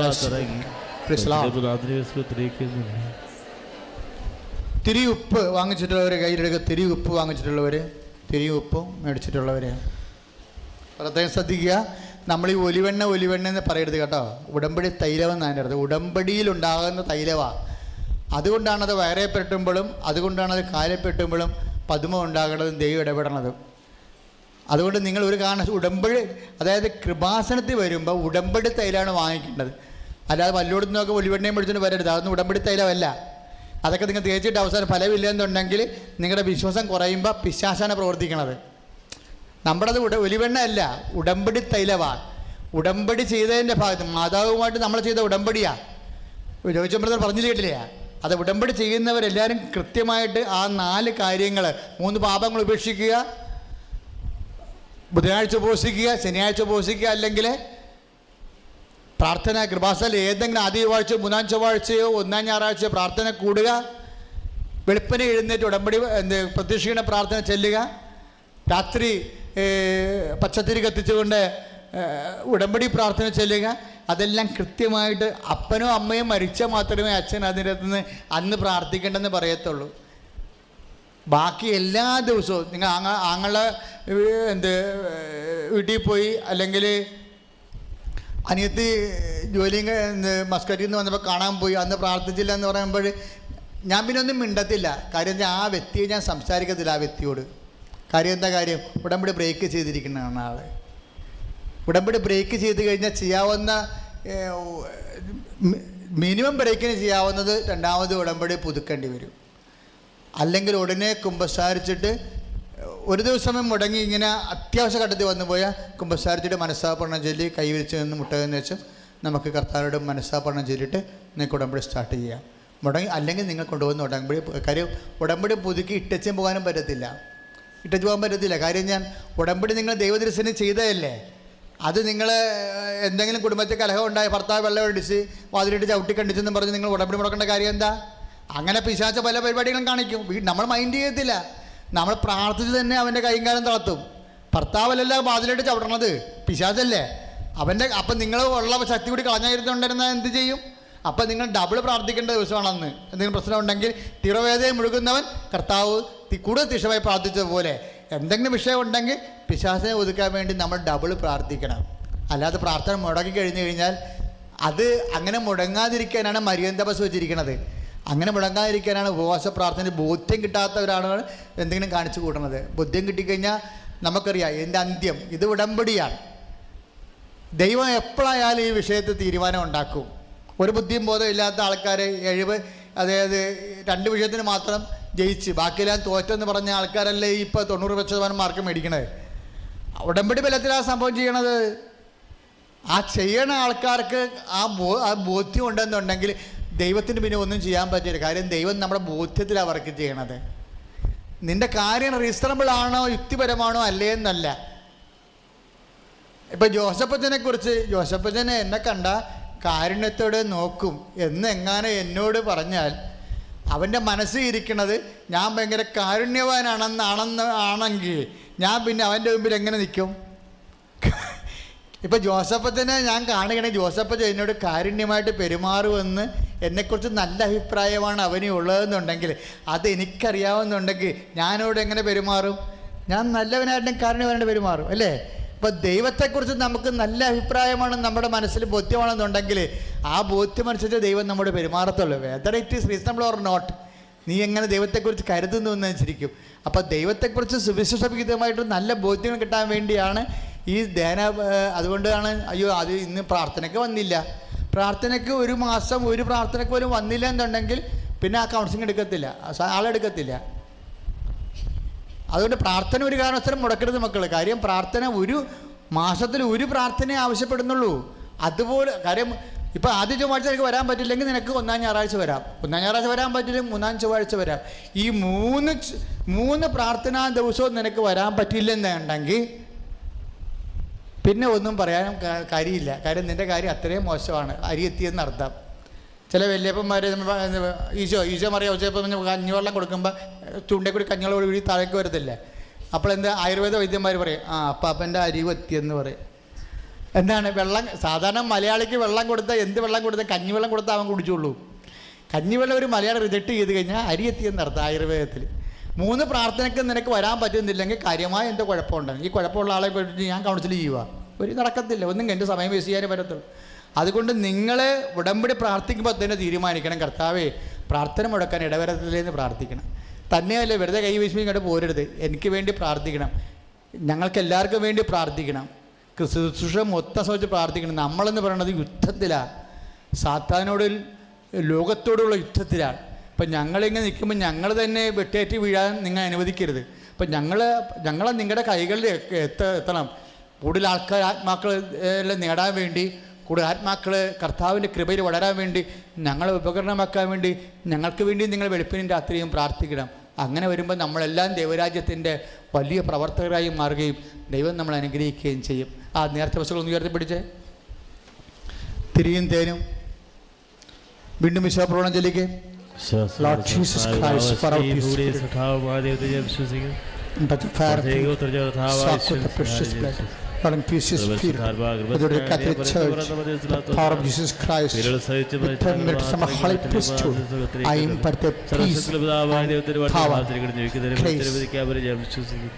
Praise the Lord. നമ്മൾ അടുത്ത മാസം മുതൽ മരിയൻ കൃപാഭിഷേക ധ്യാനത്തിന് മുറികൾ ലഭ്യമാണ്. നമുക്ക് 10 മുറികൾ നമുക്കുണ്ട്. 5 AC മുറിയും 5 സാധാരണ മുറിയും. വളരെ കുറഞ്ഞ റേറ്റിലാണ് നമ്മൾ മുറി കൊടുക്കുന്നത്. നിങ്ങൾ മറ്റ് ധ്യാനകേന്ദ്രങ്ങൾ അന്വേഷിച്ച് നോക്കിയാൽ മതി. കൃപാസനം എന്ന് പറയുന്നത് വളരെ എല്ലാ കാര്യങ്ങൾക്കും ജനങ്ങളുടെ ഒരു രീതിയാണ്. അതുകൊണ്ടാണ് നമ്മൾ എല്ലാ ദിവസവും ബ്രേക്ക്ഫാസ്റ്റ് വെച്ചിട്ടുണ്ടല്ലോ ഇവിടെ ഫ്രീ ആയിട്ട്. രാവിലെ ഉടമ്പടി തിങ്കൾ ചൊവ്വ ബുധൻ അച്ഛൻ കൃപാസനത്തിലുണ്ട്. വ്യാഴാഴ്ചയില്ല, വ്യാഴാഴ്ച കുർബാനയ്ക്കുണ്ടാവും. കുർബാന കഴിഞ്ഞ് പുറത്ത് ധ്യാനത്തിനും മറ്റു പരിപാടിക്കും വേണ്ടി പോകും. വെള്ളി ശനി ഞായർ തൈക്കാട്ടുശ്ശേരിയിലുണ്ട്. ഉടമ്പടി ചെയ്യാത്തവർക്ക് തൈക്കാട്ടുശ്ശേരിയിൽ 7 മണിക്ക് വരാവുന്നതാണ്. വെള്ളിയും ശനിയും. വെള്ളി ഇല്ലെന്നുണ്ടെങ്കിൽ ശനി ഉണ്ടായിരിക്കും. ഞായറാഴ്ച 9 മണിക്കാണ് അവിടുത്തെ കുർബാന. ഫ്രഷ് ഹാൻഡ്സിന് വരാം. പക്ഷേ തൈക്കാട്ടുശ്ശേരിയിൽ ഇപ്പോൾ വരണ എന്താണെന്ന് അറിയാമോ? ഈ ഉടമ്പടി ചെയ്ത ആൾക്കാർ ഇവിടെ അച്ഛനെ കാണാൻ പാടാളെന്ന് പറഞ്ഞുകൊണ്ട് 10 രൂപയില്ല, ഉടമ്പടി പാടില്ല, അവിടെ വരും. ചുമ്മാ വന്ന് കാശും കളഞ്ഞ് പോണ കാണാം. കാരണം ഉടമ്പടി കാര്യത്തിൽ കോംപ്രമൈസ് ഇല്ലല്ലേ. അതായത് നിങ്ങൾ കൗൺസിലിങ്ങിന് വേണ്ടി ഉദ്ദേശിക്കുന്നത് ഉടമ്പടി ചെയ്തവരാണെങ്കിൽ നിങ്ങൾ അച്ഛനെ കാണുമ്പോൾ നിങ്ങളുടെ കയ്യിൽ പത്രത്തിൻ്റെ കാർഡ് ഉണ്ടായിരിക്കണം, ഉടമ്പടി പേപ്പർ ഉണ്ടായിരിക്കണം. അല്ല ഉടമ്പടി പേപ്പർ ഉണ്ടച്ചാൽ അത് വീട്ടിൽ വെച്ചെന്നൊക്കെ പറഞ്ഞാൽ മിണ്ടിപ്പ് പറഞ്ഞതിൻ്റെ അടുത്ത് എന്നോട് സംസാരിക്കണമെങ്കിൽ നിങ്ങൾ അപ്പം തന്നെ പേപ്പർ കാണിക്കണം. നാത്യം ചെയ്ത പേപ്പറും കൊണ്ട് വരരുത്, സ്വന്തമായിട്ട് ചെയ്ത പേപ്പർ കൊണ്ടുവരണം.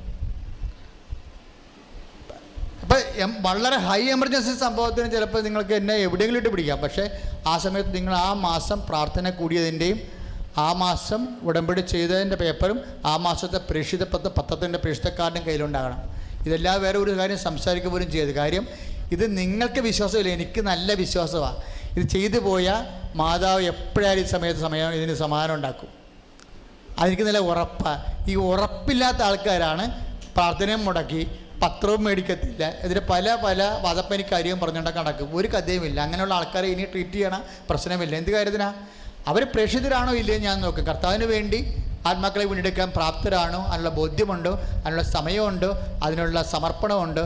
അതല്ലാത്ത ആൾക്കാരുമായിട്ട് ഇല്ലാത്ത സമയത്ത് നമ്മളെന്തിനാ 10,000 പേരാ ഒരു മാസം കയറി ഇറങ്ങുന്ന സ്ഥാപനത്തിലെ. ഇപ്പോൾ ഈ ആൾക്കാരെല്ലാം നോക്കുമ്പോൾ നമ്മൾ എന്താ ചെയ്യേണ്ടത്? പ്രേക്ഷിത പ്രവർത്തനങ്ങൾക്ക് പ്രാധാന്യമുള്ളവർക്കാണ് മുൻഗണന. ഇപ്പം നിങ്ങളിവിടെ വിളിച്ചാലും അങ്ങനെ സംഭവിക്കുന്നത്. ഇപ്പോഴെന്താ സംഭവിച്ചിരിക്കണമെന്ന് വെച്ച് കഴിഞ്ഞാൽ ഇപ്പോഴ് തിങ്കളാഴ്ച കുർബാന 7 മണി കുർബാന കഴിയുമ്പോൾ ഉടമ്പടി ചെയ്യാനുള്ളവരെല്ലാവരും ഇവിടെ നിർത്തി പ്രാർത്ഥിച്ചിട്ട് അവർ ക്ലാസ് കൊടുക്കും. പിന്നെ ചില സമയത്ത് പത്രത്തിൻ്റെ കാർഡ് കൊണ്ട് ഉടമ്പടി പേപ്പർ ഉണ്ടെങ്കിൽ 2 മിനിറ്റ് ആൾക്കാർക്ക് സംസാരിക്കാൻ അനുവാദം കൊടുക്കും. പിന്നെ എമർജൻസി കാര്യമാണ്. പ്രാർത്ഥന ഉടമ്പടി ചെയ്ത് പ്രാർത്ഥന കൂടിയില്ല, നാളെ എമർജൻസി ആയിട്ട് അമേരിക്കയിലെ കാനഡയിൽ പോകണമെന്നുണ്ടെങ്കിൽ അവർക്ക് 400 പത്രത്തിൻ്റെ കാർഡുണ്ടെങ്കിൽ അവർക്ക് അച്ഛനെ കാണാൻ അനുവാദം കൊടുക്കും. ഒരു പ്രാർത്ഥന കൂടിയിട്ടുണ്ടെങ്കിൽ 200 പത്രത്തിൻ്റെ കാർഡുണ്ടെങ്കിൽ അച്ഛനെ കാണാൻ അനുവാദം കിട്ടും. 3 പ്രാർത്ഥന കൂടിയിട്ടുണ്ടെങ്കിൽ 100 പത്രത്തിൻ്റെ കാർഡുണ്ടെങ്കിൽ അച്ഛനെ 2 പ്രാർത്ഥന കൂടിയിട്ടുണ്ടെങ്കിൽ 100 പത്രത്തിൻ്റെ കാർഡുണ്ടെങ്കിൽ അച്ഛനെ കാണാൻ പറ്റും. അപ്പം നിങ്ങൾ ചില ആൾക്കാർ പണി ചെയ്യുന്നുണ്ട്. ഒരു പ്രാർത്ഥനയും കൂട്ടിയിട്ട് 25 രൂപയുടെ പത്രത്തിൻ്റെ കാർഡും കൊണ്ട് വരും. ആ കാർഡ് പിടിച്ചിട്ട് ഞാൻ ചോദിച്ചു എത്ര പ്രാർത്ഥന കൂടി അപ്പം ചോദിക്കും. ഒരു പ്രാർത്ഥന വണ്ടി വിട്ടേക്കാൻ പറയും. കാര്യം തെറ്റാണല്ലോ അത്. ഒരു പ്രാർത്ഥന കൂടിയ ആൾക്കാർ 200 പത്രത്തിൻ്റെ കാർഡാണ് വാങ്ങിക്കേണ്ടത്. 2 പ്രാർത്ഥന കൂടിയ ആൾക്കാർ 100 പത്രത്തിൻ്റെ കാർഡ്. 3 പ്രാർത്ഥന കൂടിയ ആൾക്കാർ പ്രാർത്ഥന കുറഞ്ഞാൽ പത്രത്തിൻ്റെ പ്രേക്ഷിത പ്രവർത്തനം കൂടേണ്ടി വരും. അതാണ് ഉടമ്പടിയുടെ ടാലിങ്. 4 പ്രാർത്ഥന കൂടി ഇപ്പോൾ 25 പത്രം എടുത്താൽ മതി. 4 പ്രാർത്ഥന കൂടിയിരിക്കണം. പ്രാർത്ഥന കുറഞ്ഞു പോയാൽ പ്രേക്ഷിത പ്രവർത്തനം കൂടും. ചില ആൾക്കാർ തരികട കാണിക്കും. ഒരു പ്രാർത്ഥനയും കൂടും, 25 പത്രത്തിൻ്റെ കാർഡും കൊണ്ടുവരും. അപ്പോൾ കൗൺസിലിംഗ് നടക്കത്തില്ല. ജസ്റ്റ് കേൾക്കും, പ്രാർത്ഥിച്ച് വിടും. ഇപ്പം നമ്മൾ എപ്പോഴും നമ്മൾ ശ്രദ്ധിക്കേണ്ടത് 2 തരം മെസ്സേജ് കൗൺസിലിംഗ് ഉണ്ട്. അതിനൊരാൾക്ക് 1/2 മണിക്കൂർ കിട്ടും. അതിനാണ് രജിസ്റ്റർ ചെയ്യേണ്ടി വരുന്നത്. മെസ്സേജ് കൗൺസിലിങ്ങിന് രജിസ്റ്റർ ചെയ്യണം. ഒരു ദിവസം 20 പേര്, മാക്സിമം 20 പേരെ എടുക്കത്തുള്ളൂ. ഇപ്പോഴീ അല്ലാത്തവർ തന്നെ രജിസ്റ്റർ ചെയ്യാത്ത ആൾക്കാർ തന്നെ ഇവിടെ കൂടുതൽ വരുന്ന കാരണം രജിസ്റ്റേർഡ് കൗൺസിലിംഗ് 15 ചുരുക്കും. അപ്പോൾ ഇന്നലെ 47 പേരുണ്ടായിരുന്നു, ഇന്നലെ മാത്രം. അതായത് ഇപ്പം നാളെ എന്ന് പറയുന്ന മരിയൻ ദിവസമാണ്. അതുകൊണ്ട് വളരെ പിശുക്കിയാണ് ആൾക്കാർ എടുക്കത്തുള്ളൂ. നാളെ മരിയൻ ദിവസം, ഇപ്പോൾ ഇന്ന് രാത്രി ഇപ്പം മരിയൻ ദിവസം തുടങ്ങത്തില്ലേ. അപ്പോൾ ഈ ആഴ്ചയിൽ രജിസ്ട്രേഷൻ കുറഞ്ഞിരിക്കും. വല്ല 10-15 എടുക്കത്തുള്ളൂ, മറ്റുള്ളവരെടുക്കും. പക്ഷേ അവിടെ ഈ 10ൻ്റെ കാർഡ്, ഈ മാസത്തെ 10ൻ്റെ കാർഡ് ഉണ്ടാകണം. കാർഡ് ഉണ്ടാകണം തന്നെയല്ല, ഈ മാസത്തെ പ്രാർത്ഥന ഇനി പുതിയ പ്രാർത്ഥന ഈ മാസം ഇല്ലല്ലോ, ഇതോടുകൂടി തീരുകയാണ് പ്രാർത്ഥന. അപ്പോൾ അതുകൊണ്ട് നിങ്ങൾ ഈ ഉടമ്പടിയുടെ വിധമനുസരിച്ച് ഇവിടുത്തെ പണ്ട് 10 സാക്ഷ്യമാണ് ഇപ്പോൾ 70 സാക്ഷ്യമായിട്ട് മാറണത്. 60 സാക്ഷ്യമാണ്. 6 ഇരട്ടിയാണ് വ്യത്യാസം വന്നിരിക്കുന്നത് ഉടമ്പടിയിൽ. ചെയ്തിരിക്കുന്ന എല്ലാവർക്കും അനുഭവം കിട്ടിയിരിക്കും. നിങ്ങൾ ഒരു കാരണവശാലും ഇത് മുടങ്ങാതിരിക്കാനും തീക്ഷ്ണമായി നിന്ന് കാര്യം നേടാൻ വേണ്ടിയാണ് ഞാൻ കാർക്കശ്യമായി സംസാരിക്കുന്നത്.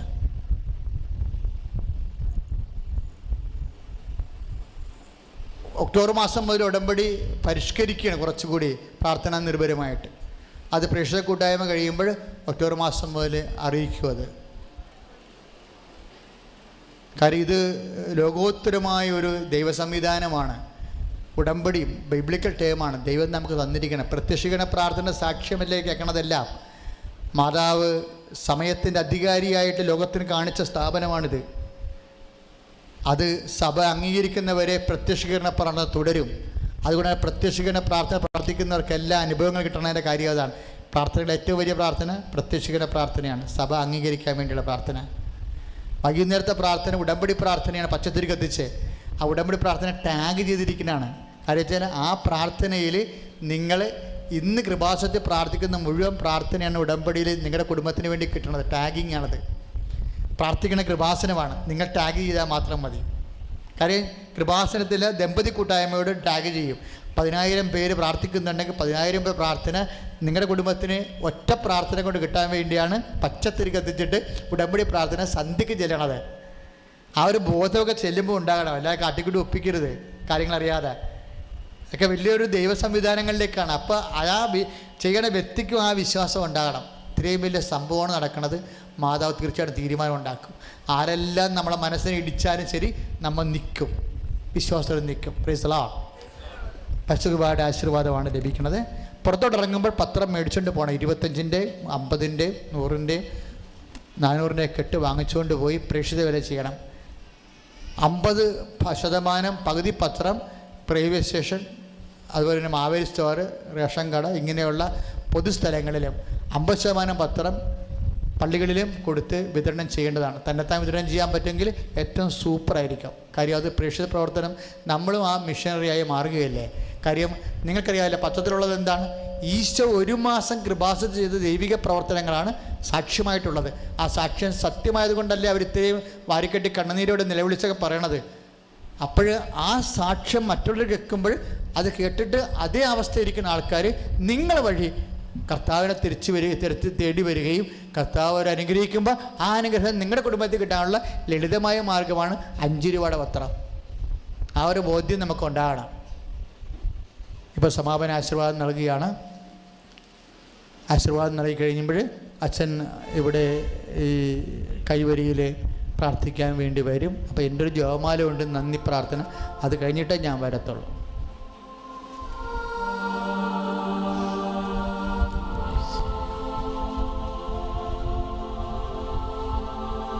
ഹല്ലേലൂയ ഹല്ലേലൂയ ഹല്ലേലൂയ. നേർച്ച വസ്തുക്കൾ ഉയർത്തിപ്പിടിക്കട്ടെ, പത്രം ഉയർത്തിപ്പിടിക്കട്ടെ. ഒരു കാര്യം കൂടി പറയാനുണ്ട്. അതായത് നമ്മളുടെ ഈ ഇതിൻ്റെ മുകളിലുള്ള ആസ്പെറ്റോസ് മുഴുവനും ഉറഞ്ഞിരിക്കുക. 25 കൊല്ലത്തെ ഗ്യാരണ്ടിയാണ് ഉള്ളത്. പക്ഷേ ഇപ്പോൾ തന്നെ പൊട്ടിച്ചോരാനായി. ബലിപിടത്തെ വെള്ളം വീണിട്ട് കറയിൽ കിടക്കുന്നുണ്ട് ഇവിടെ ആസ്പെറ്റോസിൻ്റെ. അവിടെയൊന്നും നിൽക്കാൻ പറ്റണില്ല. നിങ്ങൾക്കറിയാമല്ലോ, ഇന്നിപ്പോൾ നല്ല കാലാവസ്ഥ ദൈവം തന്നുകൊണ്ടാണ്. ഉച്ചി പൊട്ടിപ്പോകും 5 മിനിറ്റ് അവിടെ ഇരിക്കുകയാണെങ്കിൽ. അത്രയും ഷീറ്റിൻ്റെ ചൂട് പിടിച്ചിട്ട് ഇനി വേനൽക്കാലമാണ് വരുന്നത്. അപ്പോൾ ഇത്രയും ആൾക്കാർക്ക് ഇവിടെ ജീവിക്കാൻ പറ്റത്തില്ല. അതുകൊണ്ട് ഈ ഉറഞ്ഞ ആസ്പെറ്റോസും കെട്ടിടവും ആ ഷീറ്റും എല്ലാം പൊടിച്ച് മാറ്റിയിട്ട് 10-25 അടി ഉയരത്തിൽ അമ്മയ്ക്ക് വലിയൊരു കൂടാരം പോലെ, ഒരു ഇൻഡോർ സ്റ്റേഡിയം പോലെ ഇത് പുനർരൂപകൽപ്പന ചെയ്യേണ്ട അത്യാവശ്യം വന്നിരിക്കുക. കാര്യം ഇന്നത്തെ ജോലി ചെയ്യാൻ പ്രാർത്ഥിക്കാൻ പ്രയാസമായതുകൊണ്ട് നമ്മൾ പിന്നെ അച്ഛൻ ഉൾപ്പെടെ നിങ്ങൾ ത്യാഗം അനുഭവിച്ച് നിൽക്കുക. പക്ഷേ ഇപ്പോൾ ഉറഞ്ഞ് വെള്ളം വീഴാൻ തുടങ്ങി. കാര്യം ആദ്യം ചെയ്ത കെട്ടിടങ്ങളാണ്. ഇതെല്ലാം പൊളിച്ച് മാറ്റണം. അമ്മയ്ക്കൊരു നല്ല വീട്, ദേവാലയം പോലത്തെ ഒരു നല്ല ധ്യാനാലയം പണിയണം. ഇപ്പം തന്നെ കഴിഞ്ഞ ആദ്യ ചൊവ്വാഴ്ച, ഇപ്പം 3-ാം ചൊവ്വാഴ്ച പോലും അവസ്ഥ ഇതാണ്. ആദ്യ ചൊവ്വാഴ്ച ഇതെല്ലാം കഴിഞ്ഞിട്ട് റോഡിലാണ് ആൾക്കാർ നിന്നത്. അപ്പോൾ ഈ ആൾക്കാരെ ഉൾക്കൊള്ളാൻ പറ്റുന്നില്ല. അതുകൊണ്ട് ബാൽക്കണി ഉൾപ്പെടെ ഇവിടെ നിന്ന് ഇങ്ങനെ സൈഡ് വീശി എടുത്തിട്ട് ബാൽക്കണി ഉൾപ്പെടെ ഇൻഡോർ സ്റ്റേഡിയം മോഡലിൽ ഒരു ചൂട് കുറച്ച് എല്ലാവരും ഉൾക്കൊള്ളുന്ന ഒരു സംഭവം ചെയ്യാൻ ആഗ്രഹിക്കുക. ഇതെല്ലാം ഉറഞ്ഞ് അതിൻ്റെ തകരമൊക്കെ തുരുമ്പ് പിടിച്ചും ചോർന്നുമൊക്കെ ഒരു പരുവത്തിലായി. അപ്പോൾ ഇത് പൊളിച്ചുമാൻ്റെ സമയമായതിൻ്റെ സൂചനയാണ് അടുത്താലവരെ നനയാൻ തുടങ്ങിയത്. ആർക്കെങ്കിലുമൊക്കെ അമ്മ വീടിനെ സഹായിക്കാൻ, അമ്മയുടെ ഈ ഭവനം പണിയാൻ സഹായിക്കാൻ താല്പര്യമുണ്ടെങ്കിൽ നിങ്ങളൊരു പണി ചെയ്യണം. നിങ്ങൾ തീരുമാനം എടുക്കണം. എൻ്റെ വസ്തു അല്ലെങ്കിൽ എൻ്റെ ചില ആൾക്കാർ വസ്തു വിൽക്കാനിരിക്കണില്ലേ, അപ്പോൾ വസ്തു വിൽക്കണതിൻ്റെ ഒരു 10%, 5% അമ്മ വീട് ചെയ്യാൻ വേണ്ടി ഞാൻ കൊടുക്കുമെന്ന് മാതാവിനൊരു നേസം നിറഞ്ഞു നോക്കിയേ. അപ്പം നിൻ്റെ മെയ്യായിട്ടൊന്നും പൈസ എടുക്കേണ്ട കാര്യം വരത്തില്ല. എന്താ കാര്യം? 10% അമ്മക്ക് കൊടുക്കേണ്ട കാരണം നിനക്ക് കിട്ടാനുള്ളതിൻ്റെ 3 ഇരട്ടി വാങ്ങിച്ചു തരും. കാര്യം 65 ലക്ഷം രൂപയുടെ സാധനം വിൽക്കാൻ വേണ്ടി 38 ലക്ഷം രൂപ പറഞ്ഞിട്ട് ഉടമ്പടി ചെയ്തപ്പോൾ അതെങ്ങനെയാണ് 90 ലക്ഷത്തിന് വിൽക്കണത്? അമ്മ തന്നെ ഇതൊക്കെ വിൽപ്പിക്കണത്. അതുകൊണ്ട് നിങ്ങളുടെ മെയ്യായിട്ട് കൊള്ളാതെ ചെയ്യാൻ പറ്റും. അപ്പം നിങ്ങൾ ചെയ്യേണ്ട ഇതാണ്, എൻ്റെ വസ്തു വിൽക്കാത്ത വസ്തു വിറ്റ് എൻ്റെ കടം മാറ്റുമ്പോൾ ഞാനൊരു ഇത്ര ശതമാനം പൈസ അമ്മ വീട് പണിയാൻ വേണ്ടി കൊടുക്കും, അമ്മയ്ക്ക് കൊടുക്കുമെന്ന് തീരുമാനം ഒരു നേർച്ച എടുത്ത് പോയിക്കോ, ബാക്കി മാതാവ് നോക്കിക്കൊള്ളാം. മറ്റുള്ളവർ അങ്ങനെ വസ്തുവൊന്നും വിൽക്കാനില്ലാത്തവർ മറ്റു തരത്തിൽ അവർക്ക് എങ്ങനെയാണ് ചെയ്യാൻ പറ്റുന്നത് അതേ രീതിയിൽ ചെയ്യണമെന്ന് പ്രത്യേകം ഓർപ്പിക്കുകയാണ്. അതൊരു തീരുമാനമായിട്ടും പ്രാർത്ഥനയായിട്ടും വെക്കണം. കാര്യം നമുക്ക് റാലി വരികയാണ്. റാലിക്ക് 4.5 ലക്ഷം രൂപയാണ്. 30,000 പേരാണ് പങ്കെടുക്കണം. അവർക്ക് ഭക്ഷണം കൊടുക്കണം, വെള്ളം, അതിൻ്റെ വണ്ടി 52ഓളം വണ്ടിയാണ് വരുന്നത്. കഴിഞ്ഞ കൊല്ലം തന്നെ വന്നത്. അപ്പോൾ 4 ലക്ഷം രൂപയോളം ചിലവുണ്ട്. കഴിഞ്ഞ കൊല്ലം ഭക്ഷണത്തിനൊക്കെ പൈസ ആൾക്കാർ തരുമായിരുന്നു. ഈ പ്രാവശ്യം ഞങ്ങളത് പറഞ്ഞില്ല. അതുകൊണ്ട് ഈ റാലിക്ക് ആവശ്യമായ സമ്പത്ത് നമ്മൾക്ക് കിട്ടാൻ വേണ്ടി പ്രാർത്ഥിക്കണം. നിങ്ങൾക്കുള്ളത് ദേവാലയത്തിൽ കൊണ്ടുവന്ന് കൊടുത്ത്, ഓഫീസിൽ കൊണ്ടുവന്ന് കൊടുത്ത് രസീത് റാലിക്ക് വേണ്ടി വാങ്ങിച്ചിട്ട് നിങ്ങളുടെ വിഷയത്തിന് വേണ്ടി അത് കാഴ്ചവെക്കുകയും ചെയ്യണം. അപ്പോൾ 2 കാര്യം ഞാൻ പ്രാർത്ഥിക്കാൻ വേണ്ടി ഏൽപ്പിച്ചിട്ടുണ്ട്. എല്ലാ ദിവസവും തിങ്കളാഴ്ചയും എല്ലാ ഉടമ്പടി ദിവസങ്ങളിലെല്ലാം രാവിലെ ഇവിടെ ബ്രേക്ക്ഫാസ്റ്റ് അറേഞ്ച് ചെയ്തിട്ടുണ്ട്. പണം കടം മേടിച്ച്, വണ്ടി ചാർജ് കടം മേടിച്ച് വരുന്നവർ സ്വസ്ത്രക്കാഴ്ച ഇരണ്ട. പക്ഷേ പൈസ ഉള്ളവർ സ്വസ്ത്രക്കാഴ്ച അവിടെ 10 ബക്കറ്റ് വെച്ചേക്കും ബ്രേക്ക്ഫാസ്റ്റിൻ്റെ അവിടെ നിങ്ങൾക്കുള്ളത് നിങ്ങൾ അവിടെ ഇടണം. എന്ന് വെച്ച് കഴിഞ്ഞാൽ നാളെ നമുക്ക് കടയിൽ നിന്ന് വാങ്ങിച്ച് ഫ്രീ ആയിട്ടാണ് കൊടുക്കുന്നത്. ഇവിടുത്തെ പ്രഷർ വരുമ്പോൾ 9 മണിയാവും. ഇപ്പോൾ രാവിലെ ബ്രേക്ക്ഫാസ്റ്റ് 8 മണിക്ക് സെർവ് ചെയ്യണമെങ്കിൽ നമ്മൾ കടയിൽ നിന്ന് വാങ്ങിക്കണം. അത് 300 പേർക്കൊക്കെ വാങ്ങിക്കുന്നുണ്ട്. അപ്പോൾ നല്ല പൈസ ആകുന്നുണ്ട്. അതുകൊണ്ട് ബ്രേക്ക്ഫാസ്റ്റ് എടുക്കുന്നവരെല്ലാവരും സ്വസ്ത്രക്കാഴ്ച ഇടണം. പക്ഷേ കടം മേടിച്ച് വണ്ടിക്കാശ് കടം മേടിച്ച് വരുന്നവർ സ്വസ്ത്രക്കാഴ്ച ഇടരുത്. പക്ഷെ അവർക്ക് വേണ്ടി കൂടി കാശുള്ളവർ ഇട്ടിട്ട് കർത്താവിൻ്റെ ശുശ്രൂഷ ഭംഗിയായിട്ട് കൊണ്ടുപോകണം. ഉച്ചക്കത്തെ ഭക്ഷണം ഫ്രീ ആണ് നമുക്ക് എപ്പോഴും. അതിൻ്റെ വിറക്, ഉപ്പ്, അതുപോലെ തന്നെ തേയില, അതുപോലെ തന്നെ അരി, അതുപോലെ അങ്ങനെ എന്തെല്ലാം ഞങ്ങൾക്ക് തരാൻ പറ്റുന്നോ അതെല്ലാം ഇവിടെ നിന്ന് തന്നാൽ പിന്നെ ഇവിടെ നിന്ന് കൂടി ഇട്ടാൽ ഞങ്ങൾ ചെയ്യണം. സ്വസ്ത്രക്കാഴ്ച കൂടി ഇട്ടാൽ ചെയ്യണം. അല്ലാതെ ഒന്നും മിച്ചം വെച്ചിട്ട് ചെയ്യണമല്ല. 17 കൊല്ലമായിട്ട് സർവീസ് ചെയ്യണമാണ്. 17 കൊല്ലമായിട്ട് സൗജന്യമായിട്ട് ഭക്ഷണം കൊടുക്കണം. ലോകത്തിലെ ഏക ധ്യാനാലയമാണിത്. അത് നിങ്ങളുടെ സർവ്വതോന്മുഖമായ സഹായം കൊണ്ടാണ്. ആ സഹായം ഇനിയും ആ രീതിയിൽ എന്തെങ്കിലും നിങ്ങൾക്കുണ്ടാകുമ്പോൾ കൃപാസനത്തെ അമ്മയെ പ്രത്യേകിച്ച് ഓർക്കണമെന്ന് പ്രത്യേകം ഓർപ്പിക്കുന്നു. അമ്മ പ്രത്യക്ഷപ്പെട്ട സന്നിധാനത്തിൽ അനേകം പേര് വന്ന് അഭയകൂടാരമായിട്ട് രക്ഷപ്പെട്ടിട്ട് പോകാൻ വേണ്ടി അവർക്ക് വേണ്ടിയും ഉടമ്പടി ചെയ്തവർക്ക് വേണ്ടി ചേരിക്കുന്നവർക്ക് വേണ്ടി പ്രാർത്ഥിക്കുകയും മറ്റുള്ളവരോട് പറയുകയും രക്ഷപ്പെടാൻ ഒരു മാർഗം കാണിച്ചു കൊടുക്കുകയും അവരെ സുവിശേഷ വേല അറിയിക്കുകയും ചെയ്യാൻ ദൈവം നിങ്ങളെ സഹായിക്കാൻ വേണ്ടി ആശീർവാദം സ്വീകരിക്കട്ടെ.